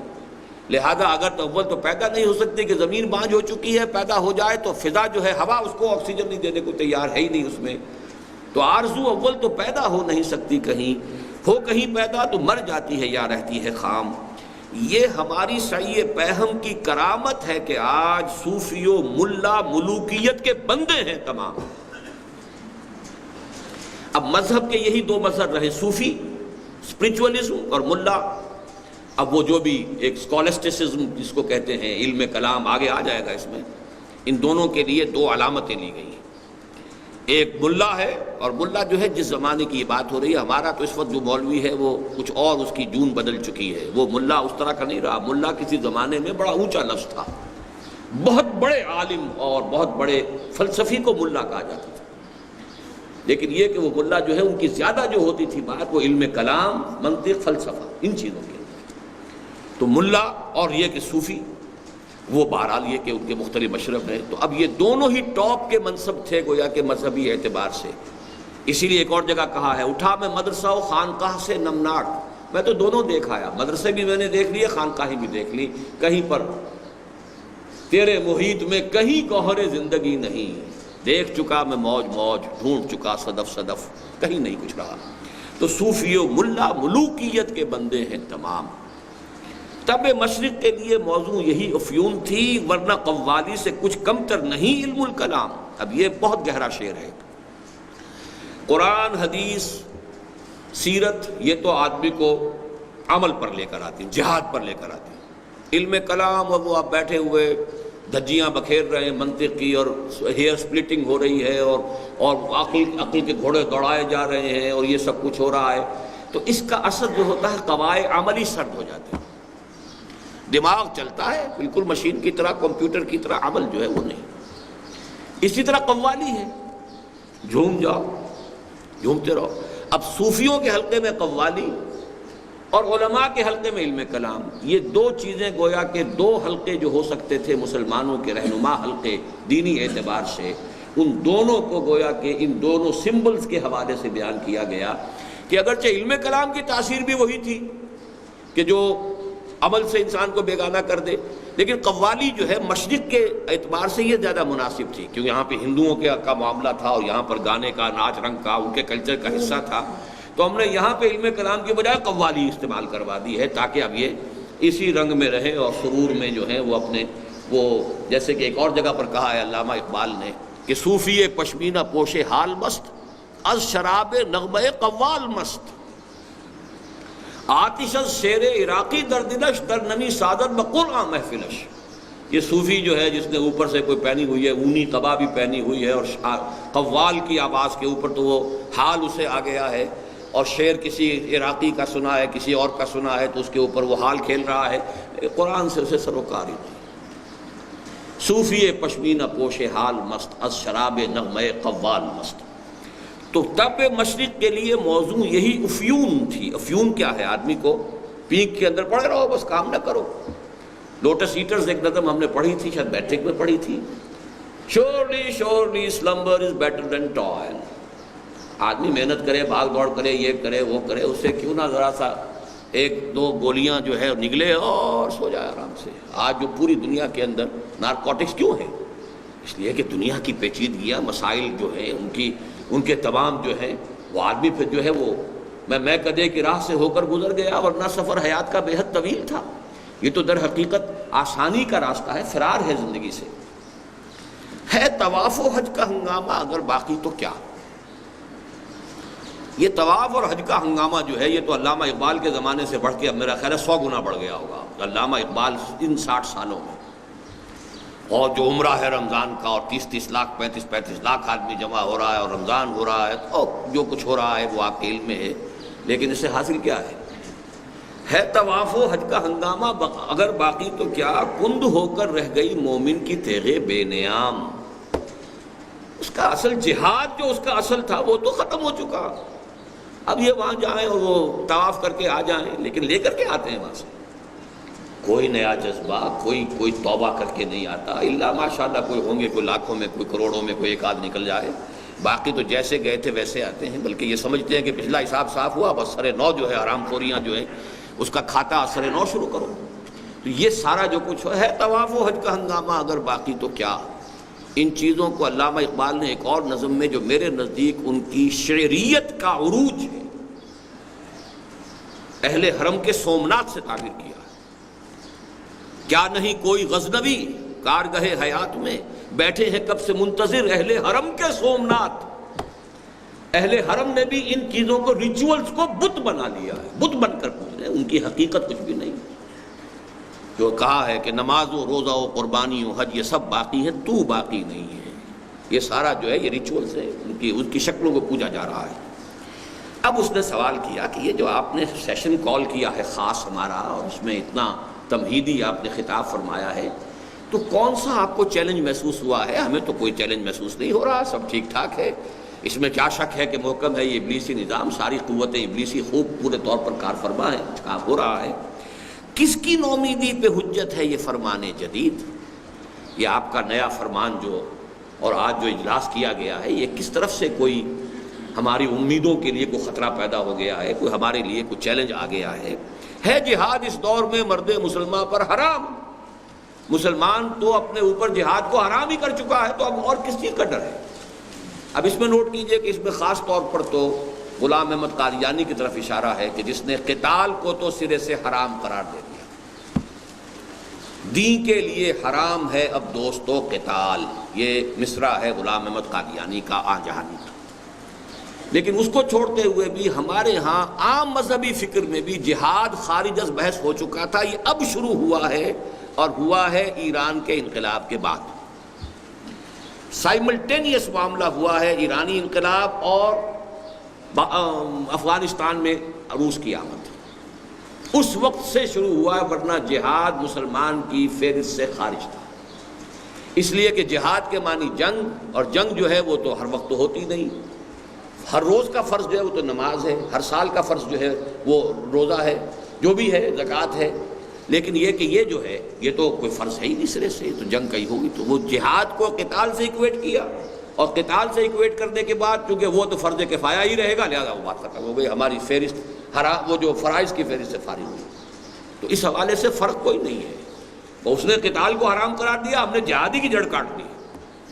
البتہ یہ ہے کہ جب احیائی تحریکیں شروع ہوئی ہیں تو اس میں پھر چاہے وہ جماعت اسلامی کی تھی، مولانا مودودی کی پہلی بڑی تصنیف ہی تھی الجہاد فی الاسلام، ابوالکلام آزاد نے جو نعرہ لگایا تھا وہ جہاد کا تھا۔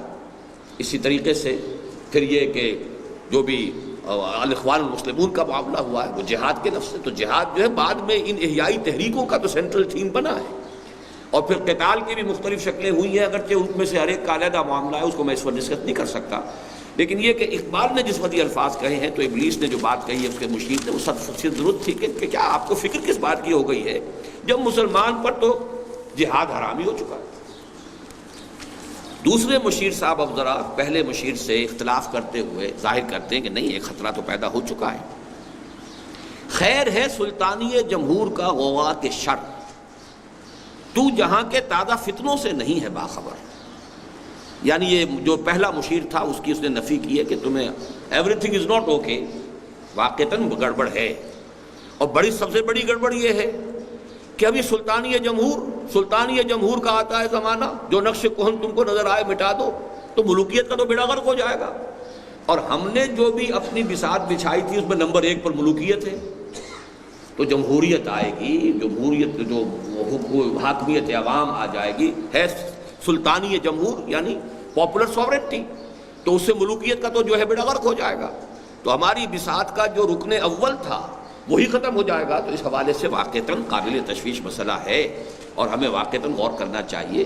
ہمیں پوری situation we have to take a fresh assessment and stock of the situation. پہلا مشیر کہتا ہے کہ نہیں، میں جانتا ہوں جمہوریت میں کوئی خطرہ نہیں ہوں، یعنی یہ کہ اس نے تو کہا تھا تو جہاں کے تازہ فتنوں سے نہیں ہے باخبر، اس نے کہا نہیں میں ہوں باخبر ہوں، مگر میری جہاں بینی بتاتی ہے مجھے جو ملوکیت کا ایک پردہ ہو کیا اس سے خطر۔ یہ جمہوریت تو خود ملوکیت ہی کا ایک پردہ ہے، اس کی کوئی حقیقت ہی نہیں ہے۔ ہم نے خود شاہی کو پہنایا ہے جمہوری لباس، جب ذرا آدم ہوا ہے خود شناس و خود نگر، یہ تو ہم نے خود کیا ہے، تمہیں نہیں معلوم۔ یعنی دوسرا مشیر جو تھا اس کی جہالت کا یہ وہ کہہ رہا ہے کہ تجھے پتہ نہیں ہے، تو ہم نے خود کیا بھائی۔ ہم نے کہا اب انسان کے اندر خود شناسی آ گئی ہے، خود نگری آ گئی ہے، اپنی عزت نفس کا احساس پیدا ہو گیا ہے، اور یہ سارا احساس دیا ہوا ہے محمد الرسول اللہ صلی اللہ علیہ وسلم کا۔ تمام انسان برابر ہے، ہر انسان پیدائشی طور پر زندہ ہے۔ حضرت عمر نے فرمایا تھا کہ ہر انسان کو اس کی ماں نے زندہ جنا ہے، وہ آزاد جنا ہے، وہ کوئی محکوم پیدا نہیں ہوتا۔ تو یہ تو جو تصور تھا محمد نے دیا تھا صلی اللہ علیہ وسلم، لیکن یہ کہ اس نے کہا کہ ہم نے صرف یہ کیا ہے نا کہ سوورنٹی جو ہے وہ اس کے اندر تقسیم کر دی، باقی ملوکیت تو جو کی تو ہے، وہ اگلے شعر میں آ رہا ہے۔ کاروبار شہریاری کی حقیقت اور ہے، یہ وجود میر و سلطان پر نہیں ہے منحصر۔ کولونیلزم ہو، کنگڈم ہو، امپیریلزم ہو، ضروری نہیں ہے کہ کوئی بادشاہ ہی بیٹھا ہو تو وہ امپیریلزم ہے۔ ایک نیشنل امپیریلزم ہو سکتا ہے، ایک قوم دوسری قوم کے اوپر جا کر حکومت کرتی ہے، امپیریلزم ہو جائے گا۔ تو کاروبار شہریاری کی حقیقت اور ہے، یہ وجود میر و سلطان پر نہیں ہے منحصر۔ مجلس ملت ہو یا پرویز کا دربار ہو، ہے وہ سلطان غیر کی کھیتی پہ ہو جس کی نظر۔ سیدھی سیدھی بات، یا تو بادشاہ پرویز اس کا دربار ہے یا پارلیمنٹ ہے برٹش۔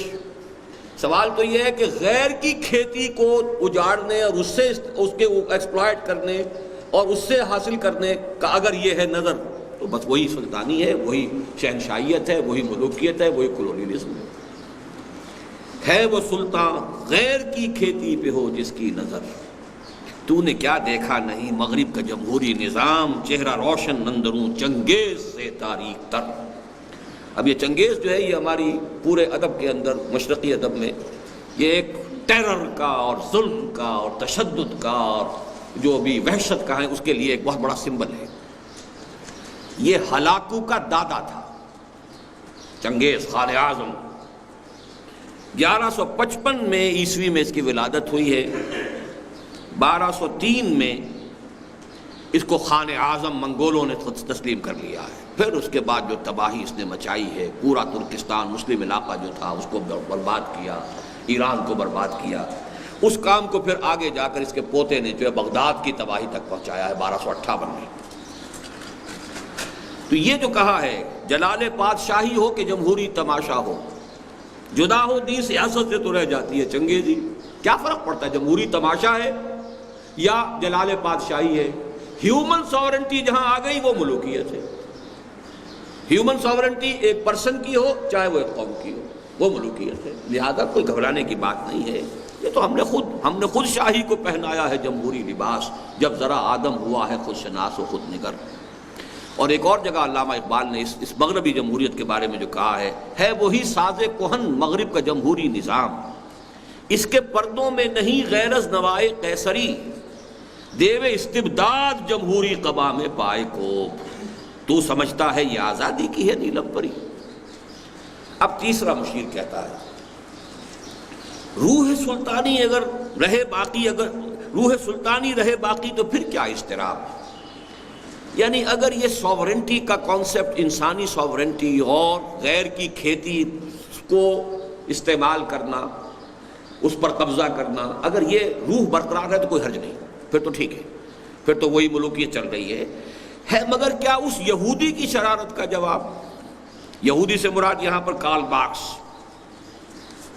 یہودی تھا اور جرمن تھا، 1818 میں پیدا ہوا ہے، 1883 میں مرا ہے۔ جرمنی سے اس کو نکال دیا گیا اس کے باغیانہ خیالات کی وجہ سے، تو فرانس میں مقیم رہا، فرانس سے نکال دیا گیا تو انگلستان میں رہا، وہیں اس کی موت واقع ہوئی ہے۔ ڈاس کیپیٹال ایک بڑی کتاب لکھی ہے، وہ گویا کہ سرمایہ داری کو اس نے ٹارگٹ بنایا ہے۔ تو روح سلطانی رہے باقی تو پھر کیا اضطراب ہے، مگر کیا اس یہودی کی شرارت کا جواب، وہ کلیم بے تجلی، وہ مسیح بے صلیب۔ اب دیکھیے یہ وہی انداز ہے، نیست پیغمبر ولیکن در بغل دارد کتاب ڈاس کیپیٹال۔ یہ میری آج شام کی تقریر کا مین موضوع ہے، جو انجمن کا سالانہ اجلاس آج ہونے والا ہے، کہ دو چیزوں سے انقلاب برپا ہوا، دنیا کا عظیم ترین انقلاب، ایک کتاب قرآن، ایک اس کے معلم محمد صلی اللہ علیہ وسلم، یتلو علیہم آیاتہ ویزکیہم ویعلمہم الکتاب والحکمہ۔ یہاں اس کو ذہن میں رکھیے، پیغمبر تو وہ نہیں ہے یہودی، کتاب تو ہے اس کے پاس، اور کتاب یقیناً بہت گہری فلسفے کی کتاب، بڑی مدلل کتاب، بڑے بڑوں کو چکرا دینے والی کتاب، پوری تاریخ کی ایک نئی تعبیر کرنے والی کتاب، اس میں کوئی شک نہیں۔ وہ کلیم بے تجلی، وہ مسیح بے صلیب۔ کلیم حضرت موسیٰ علیہ السلام، مسیح حضرت عیسیٰ علیہ السلام، مطلب یہ کہ اس لیول پر لے کے جا رہا ہے کہ جہاں تک اس کا معاملہ ہے تاثیر کا، وہ تو اس حد تک جا رہا ہے۔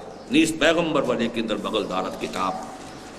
کیا بتاؤں کیا ہے کافر کی نگاہ پردہ سوز، مشرق و مغرب کی قوموں کے لیے روز حساب۔ اس سے بڑھ کر اور کیا ہوگا طبیعت کا فساد، توڑ دی بندوں نے آقاؤں کے خیموں کی تناب، مزدوروں نے اور تلپٹ کر کے رکھ دیا۔ زار روس کو 1917 میں جلا وطن کیا، پہلے اسی روسی ترکستانی علاقہ جو ہمارا ہے، اور پھر اس کو وہاں پہ گولی مار دی گئی۔ شہنشاہیت کا تو خاتمہ ہو گیا، تو ہماری تو بساط الٹ رہی ہے۔ پھر یہ کہ اس میں چونکہ یہ معاملہ بھی تھا کہ جو ابتدائی اس کا جو فرور تھا وہ امپیریلسٹ نہیں تھا، اس میں یہی تھا کہ دنیا کی ہر قوم کو آزادی ہونی چاہیے، دنیا کی ہر قوم کو اپنے وسائل کو استعمال کرنا چاہیے۔ تو یہ تو ہماری ساری بساط جو ہے الٹ دے گا۔ جمہوریت سے تو ہمیں اندیشہ نہیں، مغربی جمہوریت تو ٹھیک ہے، وہ تو ہم نے خود ہی اس کو بپتسمہ دیا ہے، خود ہی ہم نے اس کو جو ہے پردہ اس کے اوپر ڈالا ہے، لیکن یہ کہ یہ واقعتاً ایک چیز ہے کہ جو خطرناک ہے۔ چوتھا مشیر کہتا ہے توڑ اس کا رومت الکبریٰ کے ایوانوں میں دیکھ۔ رومت الکبریٰ روم، اب یہ روم جو ہے ایک زمانے میں قبل مسیح کی جتنی سلطنتیں دنیا میں قائم ہوئی ہیں، یعنی آج سے 2000 سال پہلے کی عظیم ترین مملکت روم کی تھی،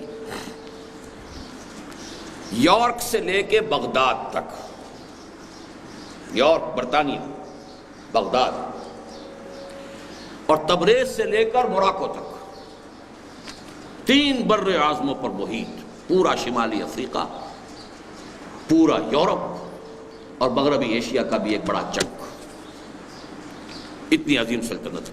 اور یہ جو رومت الکبریٰ ہے، اس میں جو فاشسٹ تحریک اٹھ چکی تھی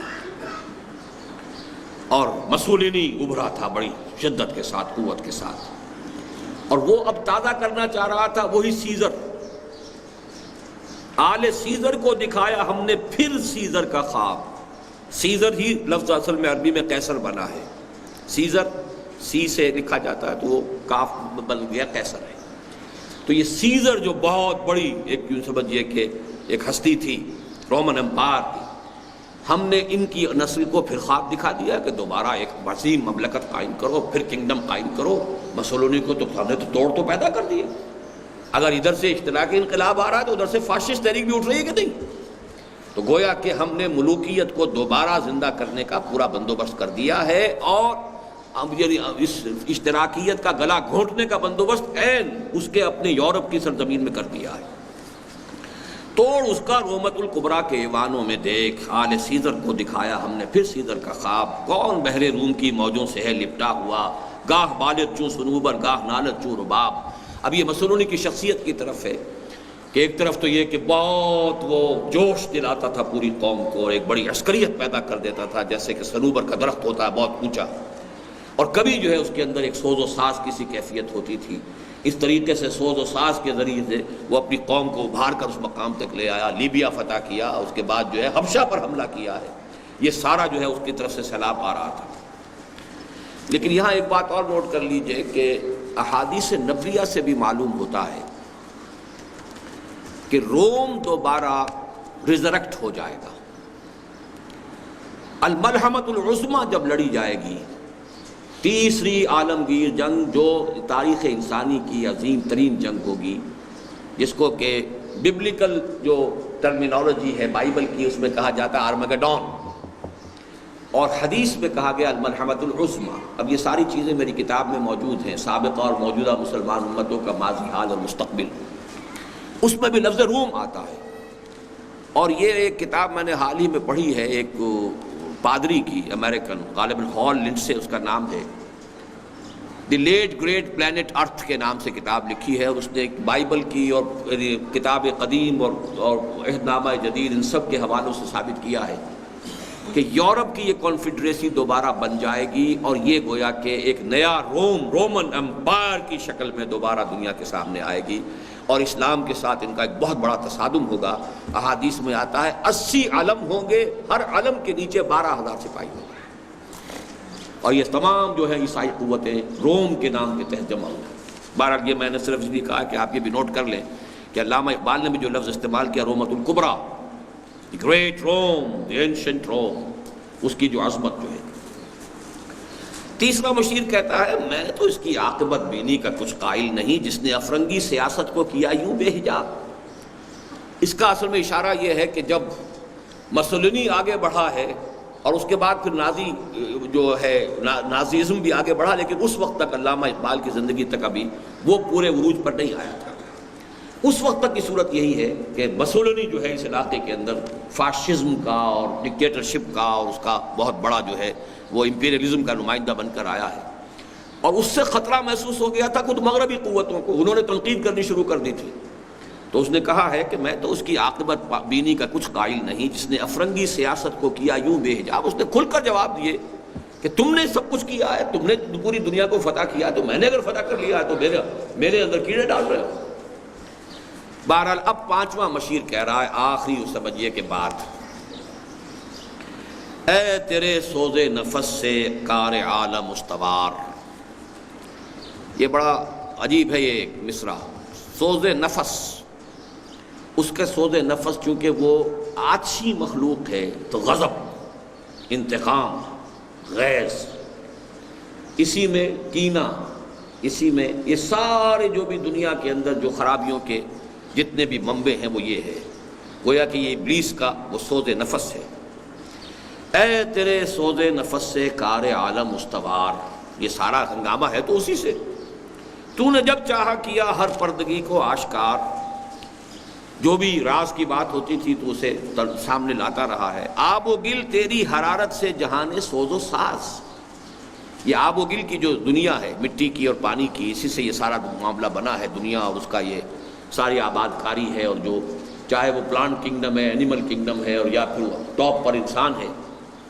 اب لہے جنت تیری تعلیم سے دانائے کار، اب لہے جنت اصل میں حضور کی ایک حدیث سے اس نے استعارہ کیا ہے کہ حضور نے فرمایا اہل الجنت بلہن، جنتی لوگ بڑے سادہ لو ہوتے ہیں، واقعہ یہ ہے کہ میں نے بھی کئی حضرات کو اپنی تجربہ دیکھا ہے کہ بہت سے لوگ ہوتے ہیں ایسے انتہائی سیدھے اور سادہ، کوئی مکر، کوئی فریب، کوئی چھل، کوئی پیچ، کوئی غصہ، کوئی انتقام ہے نہیں۔ مطلب یہ کہ بعض لوگوں کو میں جانتا ہوں، سب دیکھ رہا ہوں اپنی ان کی شکلیں میرے سامنے، معلوم ہوتا ہے کہ نفس نام کی کچھ ہے ہی نہیں، تو ان کو کہا جاتا ہے ابلہ جنت، یعنی وہ کہ جن کے اندر سادگی اس انتہا کی ہے کہ وہ تو گویا کہ جنت ہی کے ہے۔ ویسے تو ابلہ جنت تیری تعلیم سے دانائے کار، لیکن یہ کہ بہت سے ایسے لوگوں کے اندر جو ہے ابلیس اپنی ابلیسیت کی روح بھی پھونک دے تو ظاہر بات ہے کہ پھر وہ بہت بڑے فنکار بن سکتے ہیں۔ تجھ سے بڑھ کر فطرت آدم کا وہ محرم نہیں، سادہ دل بندوں میں جو مشہور ہے پروردگار۔ فطرت آدم، اب یہاں لفظ نوٹ کیجئے کہ فطرت کا لفظ جو ہے وہ ابلیس کا مشیر کہہ رہا ہے، ہمیں کہنا چاہیے سرشت۔ آدم کا جو اڈ اور لبیڈو ہے وہ ہے آماج گاہ ہے کہ جو ابلیس کی ہے، جس کے اندر یہ پھونکے مارتا ہے آ کر اور مشتعل کرتا ہے۔ فطرت جو ہے وہ انسان کی اعلیٰ شے ہے، لیکن یہ کہ جو اڈ اور لبیڈو کہ جو پھر اس نے فرائڈ نے جو ڈسکس کیا ہے، کام تھا جن کا فقط تقدیس و تسبیح و طواف، تیری غیرت سے ابد تک سرنگون و شرمسار، گرچہ ہیں تیرے مرید افرنگ کے ساحر تمام، اب مجھے ان کی فراست پر نہیں ہے اعتبار۔ وہ یہودی فتنہ گر وہ روح مصدق کا بروز، ہر قبا ہونے کو ہے اس کے جنوں سے تار تار۔ اب اس پس منظر میں دیکھیے کہ 1917 کا انقلاب جو روس کا شروع ہوا تھا، 1937 تک وہ اپنے کلائمیکس کو پہنچ گیا تھا۔ معلوم ہوتا تھا کہ دنیا اب اس سیلاب کو روک نہیں سکتی۔ یہ تو اب ریسنٹلی معاملہ تھا کہ پوری امریکن پالیسی جو ہے وہ کنٹینمنٹ اور رشیا پر چل رہی تھی، اور وہ تسخیر خلا کے اندر بھی اتنا آگے جا چکا تھا کہ کب کبھی تاری تھی امریکہ کے اوپر کہ وہ تو ہم سے بہت آگے نکل گیا ہے۔ پھر یہ کہ وہ تو بیٹھا ہوا ایشیا کے اندر، اگر اس کے ٹینک جو ہیں وہ چند گھنٹوں کے اندر ایران اور یہ اور افغانستان میں پہنچ جائیں گے، اور ہمیں تو لگیں گے کئی دن اپنی فوجیں وہاں پہنچانے میں۔ تو واقعہ یہ کہ یہ تو اب کی بات میں کر رہا ہوں، تو آپ سن 36 میں جائیے، جب سن 36 کی یہ نظم ہے، تو وہ جو جس قدر ایک آفل جس کو کہا جاتا ہے، نہایت خوفناک اور نہایت روب کہ ایک تحریک، ایک عظیم تحریک جو ہے، بڑے بڑے تخت اٹھا کر پھینک دیے گئے۔ اب وہ جو ہے ابلیس کا یہ 5واں مشیر جو ہے اس کی طرف اشارہ کر رہا ہے، گرچہ ہیں تیرے مرید افرنگ کے ساحر تمام، اب مجھے ان کی فراست پر نہیں ہے اعتبار۔ وہ یہودی فتنہ گر وہ روح مصدق کا بروز، ہر قبا ہونے کو ہے اس کے جنوں سے تار تار۔ حکیم مصدق جو ہے یہ ایران میں پیدا ہوئے تھے 5ویں صدی عیسوی میں، یعنی حضور صلی اللہ علیہ وسلم سے لگ بھگ 100-150 برس قبل۔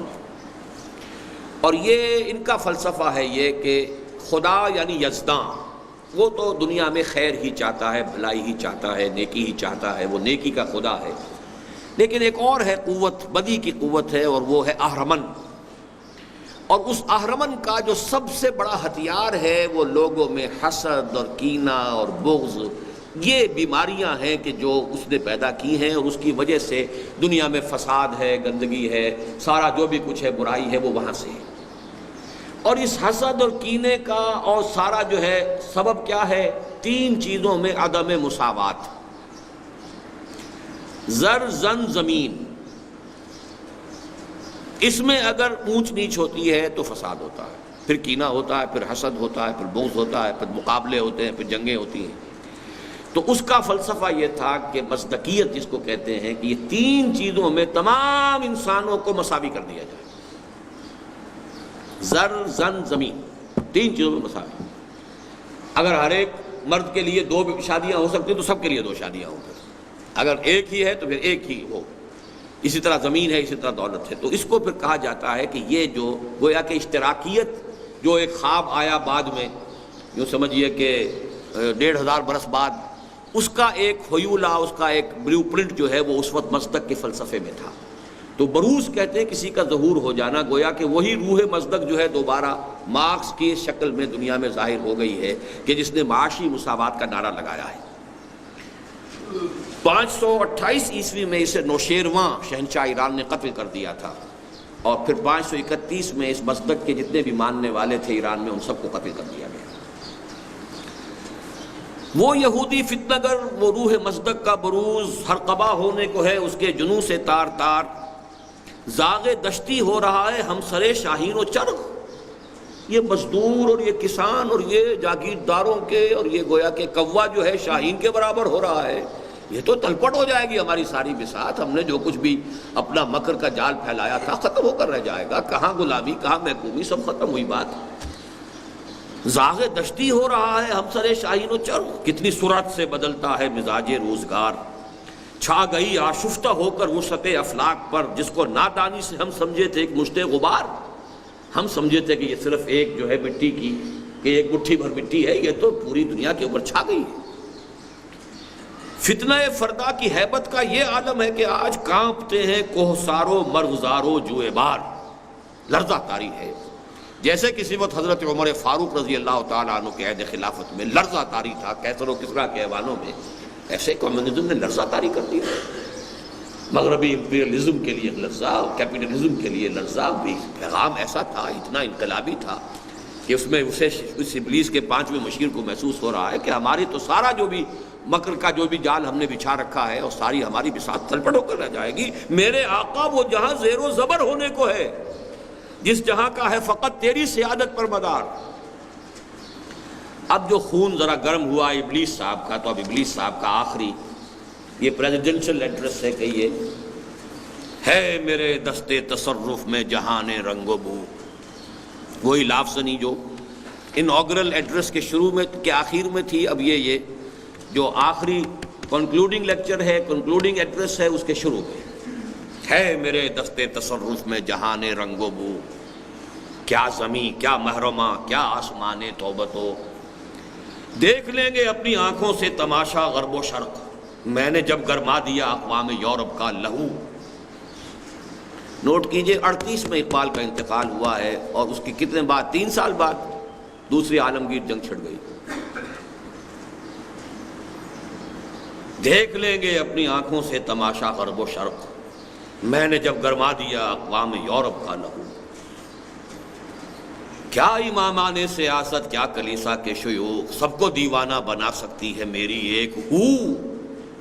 یہ سارے بڑے بڑے، یہاں تو مجھے پھر ذکر کر دوں آپ سے کہ ایک کتاب جو کینیڈا میں چھپی ہے، pawns in the game, William Guy Carr کی، جس کا فلسفہ یہ ہے کہ ایک ابلیسی قوت ہے، شیطانی قوت ہے لوسیفر، اس لوسیفر کے جو انسانوں کے اندر ایجنٹ ہیں وہ ہے زائنس، جو انہوں نے پہلے آرڈر آف ایلومیناٹی بنایا 1776 میں، پھر یہ تمام جو فری میسن اور یہ لاج اور فلاں لاج اورینٹ اور یہ اور وہ، اور پھر زائنزم جو ہے 1897 سے اس کی تحریک، تو یہ پورا نظام جو ہے، کیا امامان سیاست کیا کلیسا کے شیوخ، سب کو دیوانہ بنا سکتی ہے میری ایک ہو، کارگاہ شیشہ جو ناداں سمجھتا ہے اسے، توڑ کر دیکھے تو اس تہذیب کے جام و صبو، یہ میرا اتنا کمزور نہیں ہے، یہ تانا بانا جو میں نے بنا ہوا ہے، دست فطرت نے کیا ہے جن غریبانوں کو چاک،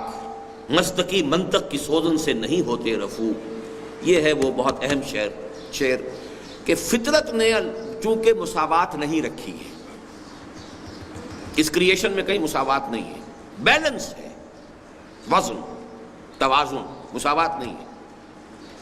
مساوات تو انسان کی ذہنی صلاحیتوں میں نہیں ہے، یک رنگی جو ہے ان کی شکلوں میں نہیں ہے، جینز مختلف ہیں، مرد اور عورت کا فرق ہے، تو یہ تو فرق ہے۔ کوئی قوی جثہ لے کر آتا ہے، کوئی پیدائشی طور پر بیچارہ کمزور ہوتا ہے، اس کے اندر زیادہ محنت اور مشقت کا مادہ نہیں ہوتا۔ تو دست فطرت نے کیا ہے جن غریبانوں کو چاک، مزدقی منطق کی سوزن سے نہیں ہوتے رفو، چاہے وہ حکیم مزدق تھا اور چاہے وہ اب حکیم جو ہے مارکس ہو، ان کی ان فلسفوں سے وہ جو فرق ہے، فرق و تفاوت ہے، وہ ختم ہونے والے نہیں ہیں۔ یہ فرق و تفاوت جو ہے، جیسے کہ قرآن مجید میں اختلاف کے بارے میں بھی کہا گیا ہے، وَلَا يَزَالُونَ مُخْتَلِفِينَ إِلَّا مَن رَحِمَ رَبُّكَ وَلِذَلِكَ خَلَقَهُ۔ اختلاف تو رہے گا دنیا کے اندر، اختلاف ختم ہو جائے تو پھر بات یہ سارا ہنگامہ ہی ختم ہو جائے گا، یہ ساری رونقیں ختم ہو جائیں گی۔ تو فرق و تفاوت اور اختلاف یہ تو ایک رول ہے، بس اس کو حدود میں رہنا چاہیے، اس کے لیے جو ہے کچھ games, rules of the game ہونے چاہیے۔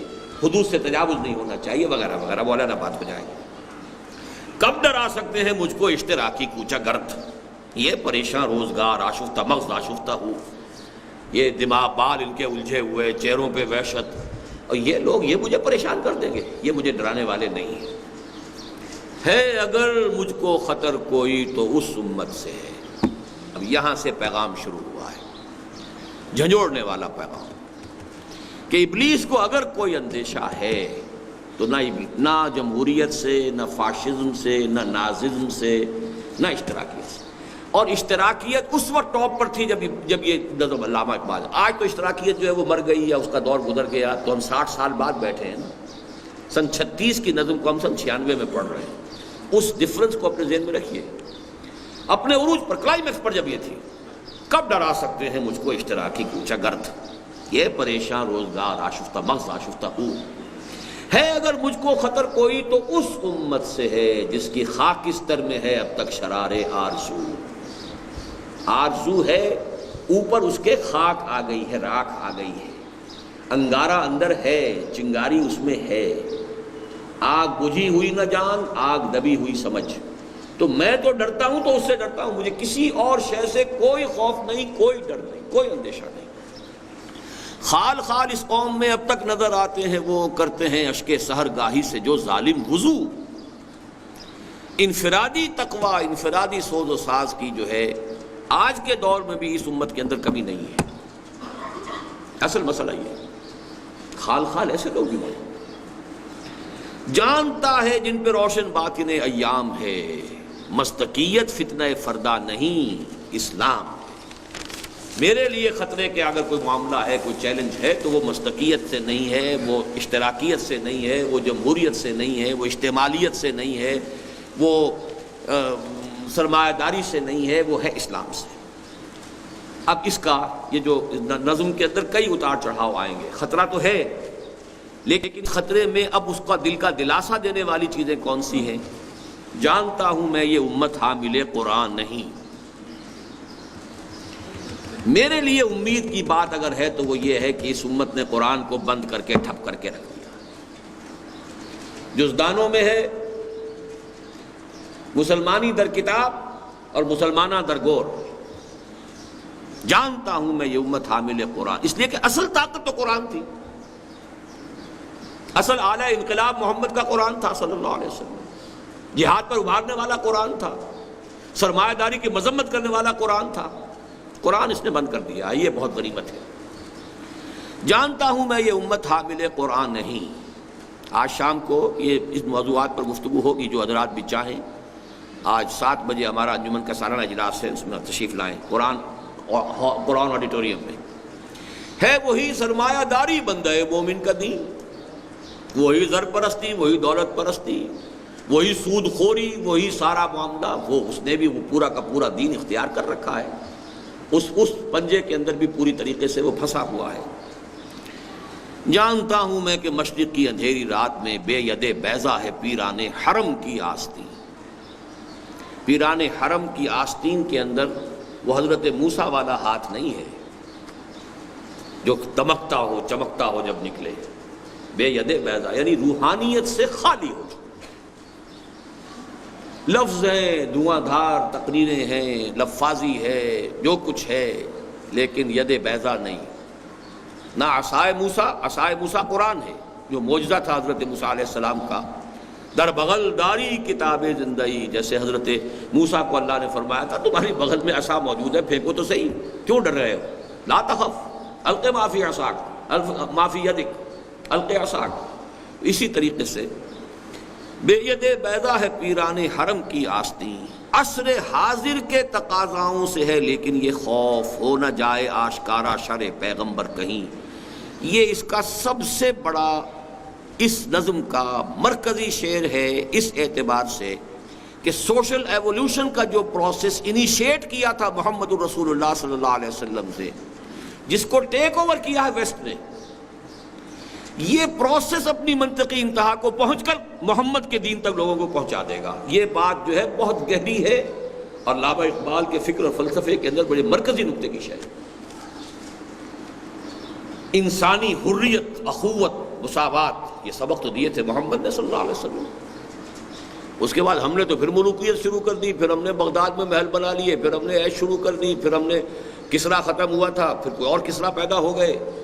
یورپ میں کم سے کم وہ چیزیں چاہے سیکولرزم کے ساتھ چلیں لیکن کچھ نہ کچھ حقوق انسانی کا معاملہ چلا ہے، کچھ نہ کچھ جو ہے ہیومن رائٹس کا معاملہ آگے بڑھا ہے. آگے بڑھی بات، اس کو شیطان جو ہے اس کو ہر جگہ پر کوئی نہ کوئی اس میں گندگی لپیٹتا رہا ہے، لیکن یہ کہ اس گندگی کی لپٹ کے اندر جو ہے وہ شے بھی موجود ہے جس کو اقبال کہتا ہے the inner core of the present western civilisation is Quranic. اوپر گندگی لپٹی ہوئی ہے، بہت اعلیٰ ایک شے ہے جس کے اوپر گندگی جو ہے لپیٹ دی گئی ہے. تو میں نے جو خطبہ دیا تھا غالباً 1984 میں یوم اقبال پر، اور وہ تحریری خطبہ پڑھا تھا، اس کا مرکزی نقطہ یہی ہے، اس میں نے وضاحت کے ساتھ بیان کیا ہے. اور میری جو کتاب جو میں آج آپ کے ساتھ چاہتا ہوں متعارف کرانا، علامہ اقبال اور ہم، اس میں میری وہ سن 73 کی تقریر بھی ہے جو گویا کہ ہمارا ورشن ہے ماؤ اقبال کا، اور پھر یہ کہ میرا وہ خطبہ بھی شامل ہے اس کے اندر، اور بھی کئی چیزیں. پروفیسر یوسف سلیم چشتی کے 2 بہترین مضامین جو علامہ اقبال کی زندگی میں لکھے گئے کہ اقبال کا پیغام کا خلاصہ کیا ہے اور اقبال کے فلسفے کا خلاصہ کیا ہے. تو یہ ساری چیزیں جو ہے علامہ اقبال اور ہم نامی کتاب جو ہے وہ آج جسے آپ کہا کرتے ہیں رونمائی کتاب کی، ہماری کتابوں کی رونمائی بھی وہ کہیں ہوٹلوں میں نہیں ہوتی ہے، وہ مسجدوں میں ہوتی ہے. تو عصر حاضر کے تقاضاؤں سے ہے لیکن یہ خوف، یعنی یہ کہ یوں سمجھیے کہ جدلی مادیت کسے کہتے ہیں.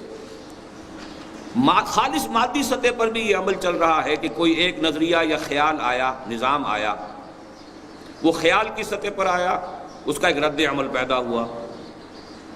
اب وہ عمل اور رد عمل، تھیسس اور اینٹی تھیسس نے جڑ کر ایک نئی شکل اختیار کر لی، اور وہ یقیناً پہلے سے بہتر ہے. لیکن چونکہ ہدایت آسمانی کے تابع نہیں ہے لہذا کسی اور اعتبار سے اس میں خرابی پیدا ہو گئی. اب وہ خرابی پھر اپنے انڈے بچے دے گی، اب یہ تھیسس بن کر اینٹی تھیسس کو جنم دے گا، اینٹی تھیسس پھر ٹکرائے گا، پھر آگے بڑھیں گے، پھر ایک قدم اوپر جائے گا معاملہ. تو یہ خود ڈائلیکٹیکل میٹیریلزم جو ہے رفتہ رفتہ اقبال کہہ رہا ہے یہ تو اس قریب آ گیا ہے کہ ہو نہ جائے آشکارا شرع پیغمبر کہیں. they have come very near. مجھے یہاں وہ لطیفہ یاد آ گیا ہے کہ ایک انگریز ڈی سی کے بارے میں واقعہ بیان ہوا ہے یہ کہ اس کو کسی نے، انگریز زمانے میں ڈپٹی کمشنر ہوتے تھے، کسی نے نیٹو نے یہاں کے کوئی رشوت پیش کی، اس نے ڈانٹ دیا بہت کہ نہیں غلط کہا، میں یہ رشوت نہیں لیتا. اس پیش کرنے والے نے کچھ اور رقم بڑھا دی، کچھ اور رقم بڑھا دی، کئی مرتبہ رقم بڑھتے بڑھتے اس جگہ آ گئی کہ اب اس نے کہا گیٹ آؤٹ، فوراً نکل جاؤ یہاں سے، اس لیے کہ اب تم میری قیمت کے قریب پہنچ گئے ہو. اب ہو سکتا ہے کہ میں ٹیمپٹیشن کو اب نہ کر سکوں ریزسٹ، لہذا اب مت ٹھہرو یہاں، you have reach very near my price, so get out. اسی طریقے سے یہ دنیا وہاں پہنچ گئی ہے، تھریش ہولڈ پر پہنچی ہوئی ہے، اور یہی ہے اصل میں وہ سارا فکر و فلسفہ جو قیام پاکستان کے میں مضمر تھا. اقبال کا سارا جو خطبہ الہ آباد ہے وہ کیا تھا کہ مجھے یقین ہے کہ ہندوستان کے شمال مغرب میں ایک آزاد مسلمان ریاست قائم ہوگی، اور اگر وہ قائم ہو گئی تو ہمیں موقع مل جائے گا کہ اسلام کی تعلیمات پر دور عرب ملوکیت، عرب امپیریلزم میں جو پردے پڑ گئے تھے، جاگیرداری آ گئی، سرمایہ داری آ گئی، وہ ساری کی ساری بدماشیاں جو بادشاہتوں کے ساتھ ہوتی ہیں وہ مسلمانوں نے شروع کر دیں، وہ سارے ظلم اور ایکسپلائٹیشن ہے، وہ سلطان غیر کی کھیتی پہ ہو جس کی نظر، اور جو شخص ایک کسان کی کمائی جو ہے وہ جاگیردار بیٹھ کر کھا رہا ہو. یہ ساری حرام خوریاں جو شروع ہوئی ہیں یہ بادشاہوں کے زمانوں میں شروع ہوئی ہیں، اور اس کو فقہ اسلامی نے طرح طرح کے جو ہیں اس کے لیے فتوے دے کر جو ہے ان کو جواز دیا ہے دور ملوکیت کی فقہ نے. تو اس حوالے سے علامہ اقبال نے کہا تھا کہ ہمیں موقع مل جائے گا کہ وہ تمام پردے ہٹا کر اسلام کی اصل تعلیمات کا ایک نمونہ دنیا کے سامنے پیش کریں. اور اسی کو پھر قائد اعظم نے جو ہے اسی کو ایک سلوگن کی شکل دی ہے کہ ہم پاکستان اس لیے چاہتے ہیں کہ عہد حاضر میں اسلام کے اصول حریت و اخوت و مساوات کا ایک عملی نمونہ پیش کریں. یہ تھا پاکستان کا. تو فرمایا کہ عصر حاضر کے تقاضاؤں سے ہے لیکن یہ خوف ہو نہ جائے آشکارا شرع پیغمبر کہیں. یعنی مسلمان سے خطرہ نہیں ہے مجھے، خطرہ اسلام سے ہے. مسلمان کے کرنے سے شاید یہ نہ ہو، لیکن یہ جو پروسیس ہے سوشل ایولیوشن کا اور یہ میٹیریل جو ڈائلیکٹکس ہیں خود یہ قریب جا رہے ہیں ادھر. اسی لیے اقبال نے کہا نا ہر کجا بینی جہان رنگ و بو، کہ از خاکش بروید آرزو، یاز نور مصطفیٰ اورا باست، یا ہنوز اندر تلاش مصطفیٰ است۔ یہ جا رہا ہے پورا پروسیس کشاں کشاں، چاہے یا نہ چاہے یہ مصطفیٰ ہی کے راستے کی طرف جا رہا ہے، منزل تو آخری وہی ہے، منزل ما کبریاست۔ اب وہ چھڑے پیغمبر جو ہے، اس پر چونکہ کئی مرتبہ گفتگو ہو چکی ہے اور میری کتاب میں بڑی وضاحت سے ہے، 20ویں صدی عیسوی میں بر عظیم پاک و ہند میں اسلام کے انقلابی فکر کی تجدید و تعبیر، یہ 3 شعروں میں علامہ اقبال نے اسلام کے سسٹم آف سوشل جسٹس کو اس قدر کھول کر بیان کر دیا ہے، اس کو کہنا چاہیے کہ یہ جوامع الکلم میں سے ہے۔ الحذر آئین پیغمبر سے 100 بار الحذر، حافظ ناموس زن مرد آزما مرد آفری۔ پورا سماجی نظام اسلام کا اس ایک مصرے میں ہے۔ عورت کے ناموس، اس کی عصمت، اس کی عزت کی حفاظت، اس کو ماں اور بیوی اور بیٹی کی حیثیت سے چراغ خانہ بنا کر رکھنا تاکہ اس کی حفاظت ہو، اس کے ناموس کی، اس کی عزت کی، اس کی عصمت کی۔ یہ سارا نظام پردے کا، اور یہ سارا نظام سیگریگیشن کا، یہ سارا نظام سطر کا، حجاب کا، عورت کی عزت اور آبرو کی حفاظت۔ حافظ ناموس زن مرد آزما مرد آفری، مرد کے اوپر، مرد کے لیے چیلنج ہے کہ زندگی کے کٹھن کام تمہارے کرنے کے ہیں، عورت کے کرنے کے نہیں۔ معاش کمانا تمہارا کام ہے، اس کا کام نہیں۔ بچے وہ پیدا کرتی ہے، تم نہیں کر سکتے، لیکن یہ کہ اس کی خدمت، اس کی دیکھ بھال، اس کی ذمہ داریاں ادا کرنا تمہارا کام ہے۔ اسے بھی تم لا کر کھڑا کرنا چاہتے ہو فیکٹری کے اندر، اور اس کے اوپر وہ مشقت بھی ڈالنا چاہتے ہو۔ بہرحال اگر اس کی کوئی بہت ایمرجنسی ہو تو بات دوسری ہے۔ مرد آزما مرد آفری، جو بھی مردانگی کے اوصاف ہیں وہ پیدا ہونے چاہیے۔ مرد کو اپنے حصے کا کام کرنا چاہیے، عورت کو اپنے حصے کا کام کرنا چاہیے۔ موت کا پیغام ہر نوع غلامی کے لیے۔ نوٹ کر دیجئے کہ سب سے پہلی جو خرابی بیان کی گئی تھی غلامی، اور پہلے مشیر نے بھی یہ کہا تھا، خوئے غلامی میں پختتر اس سے ہوئے خوئے غلامی میں عوام۔ اور میں وہ نظم بھی آپ کو بتا چکا ہوں، آہ ظالم تو جہاں میں بندہ محکوم تھا، میں نہ سمجھی تھی کہ ہے کیوں خاک میری سوزناک۔ الحذر محکوم کی میت سے 100 بار الحذر، یہ الفاظ وہاں بھی الحذر کے ساتھ اس نظم کے اندر بھی، محکوم کی میت سے 100 بار الحذر۔ کوئی کسی غلام کی میت جو ہے میری گود میں نہیں آنی چاہیے۔ نہ کوئی فخور و خاقہ نہ گدائے رہ نشین۔ موت کا پیغام ہر نوع غلامی کے لیے۔ کونوا عباد اللہ اخوانا، حاکمیت اللہ کے لیے ہے، تم تو سب کے سب بندے ہو، غلام ہو، اللہ کے بندے بن جاؤ، غلام بن جاؤ۔ تیسری بات کرتا ہے دولت کو ہر آلودگی سے پاک و صاف۔ آلودگی سے پاک و صاف کیسے ہوگا؟ حرام سے نہ کمائی گئی، سود سے نہ کمائی گئی، زمینداری سے اور جاگیرداری سے نہ کمائی گئی، جوئے اور سٹے سے نہ کمائی گئی۔ دولت جو ہے یہ تو پھر آلودگی ہے، یہ تو ناپاک دولت ہے۔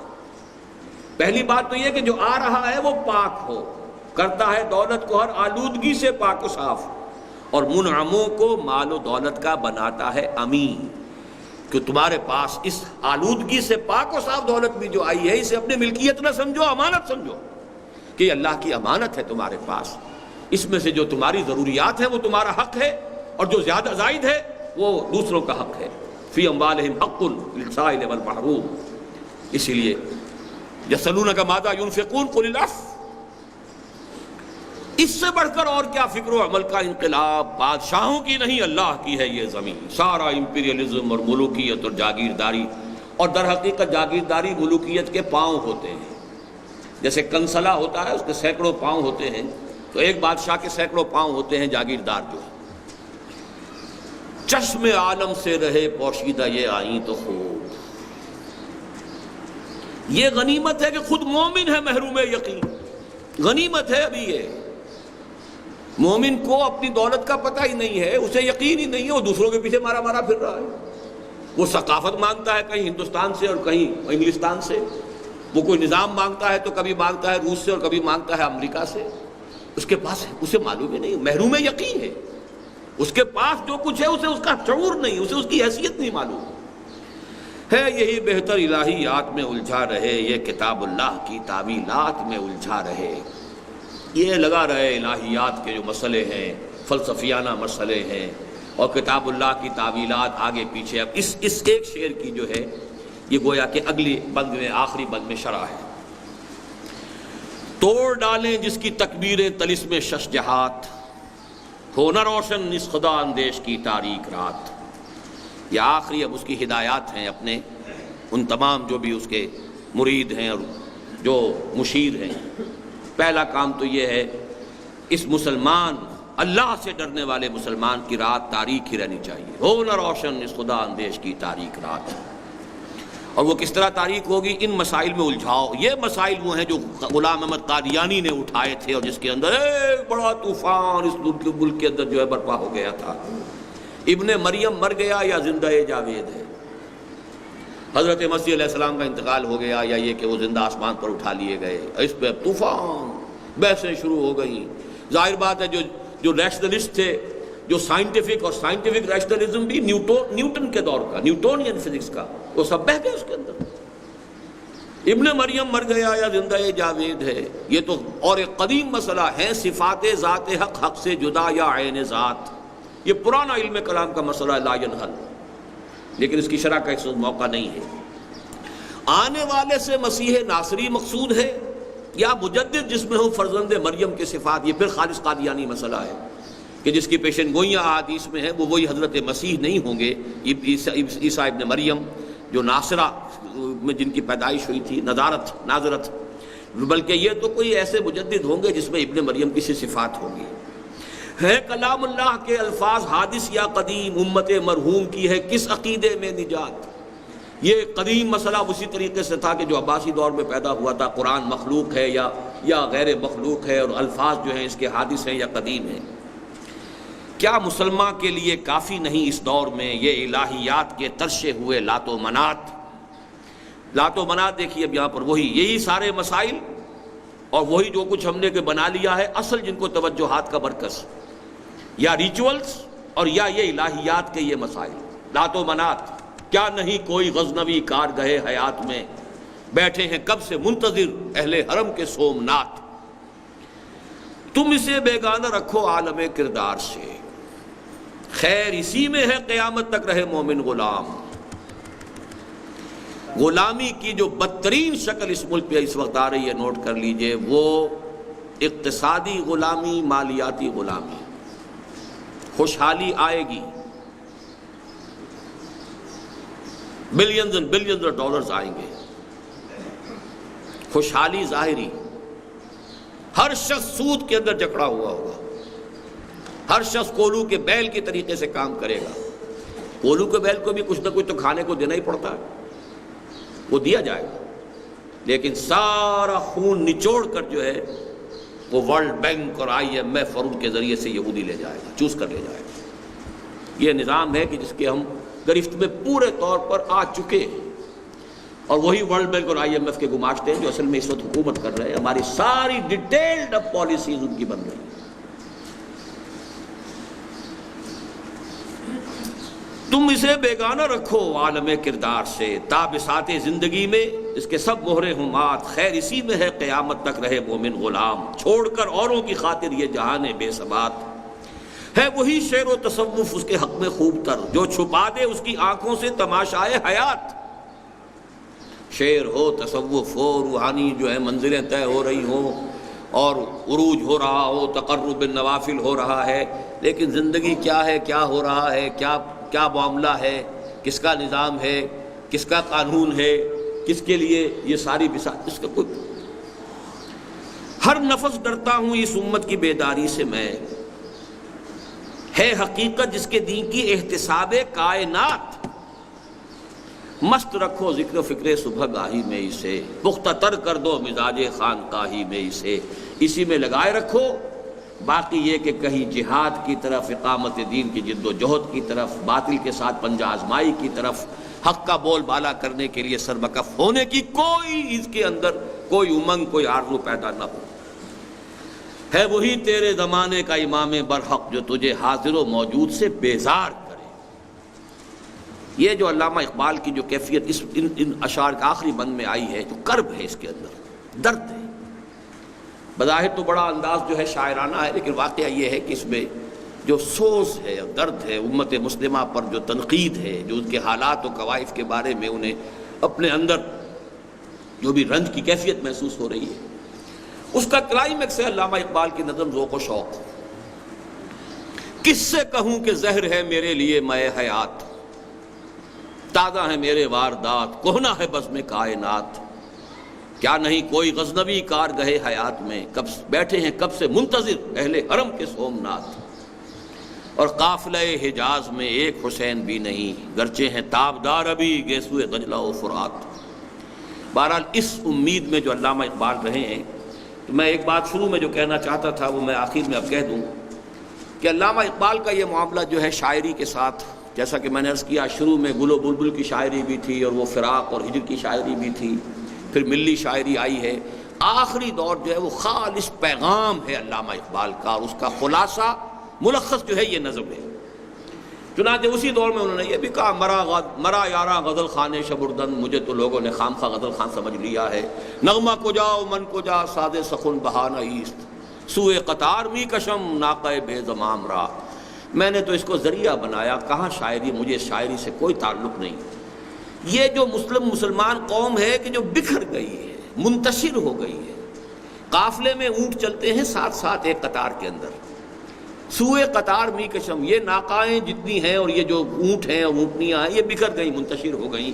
انہیں ایک قطار میں لانے کی کوشش کر رہا ہوں کہ ایک سینس آف پرپس ہو، ایک ڈیسٹنی سامنے ہو، ایک مقصد ہو، ایک زندگی کا نصب العین ہو، اس کے لیے جد و جہد ہو، اس کے لیے ایک نظم جماعت ہو.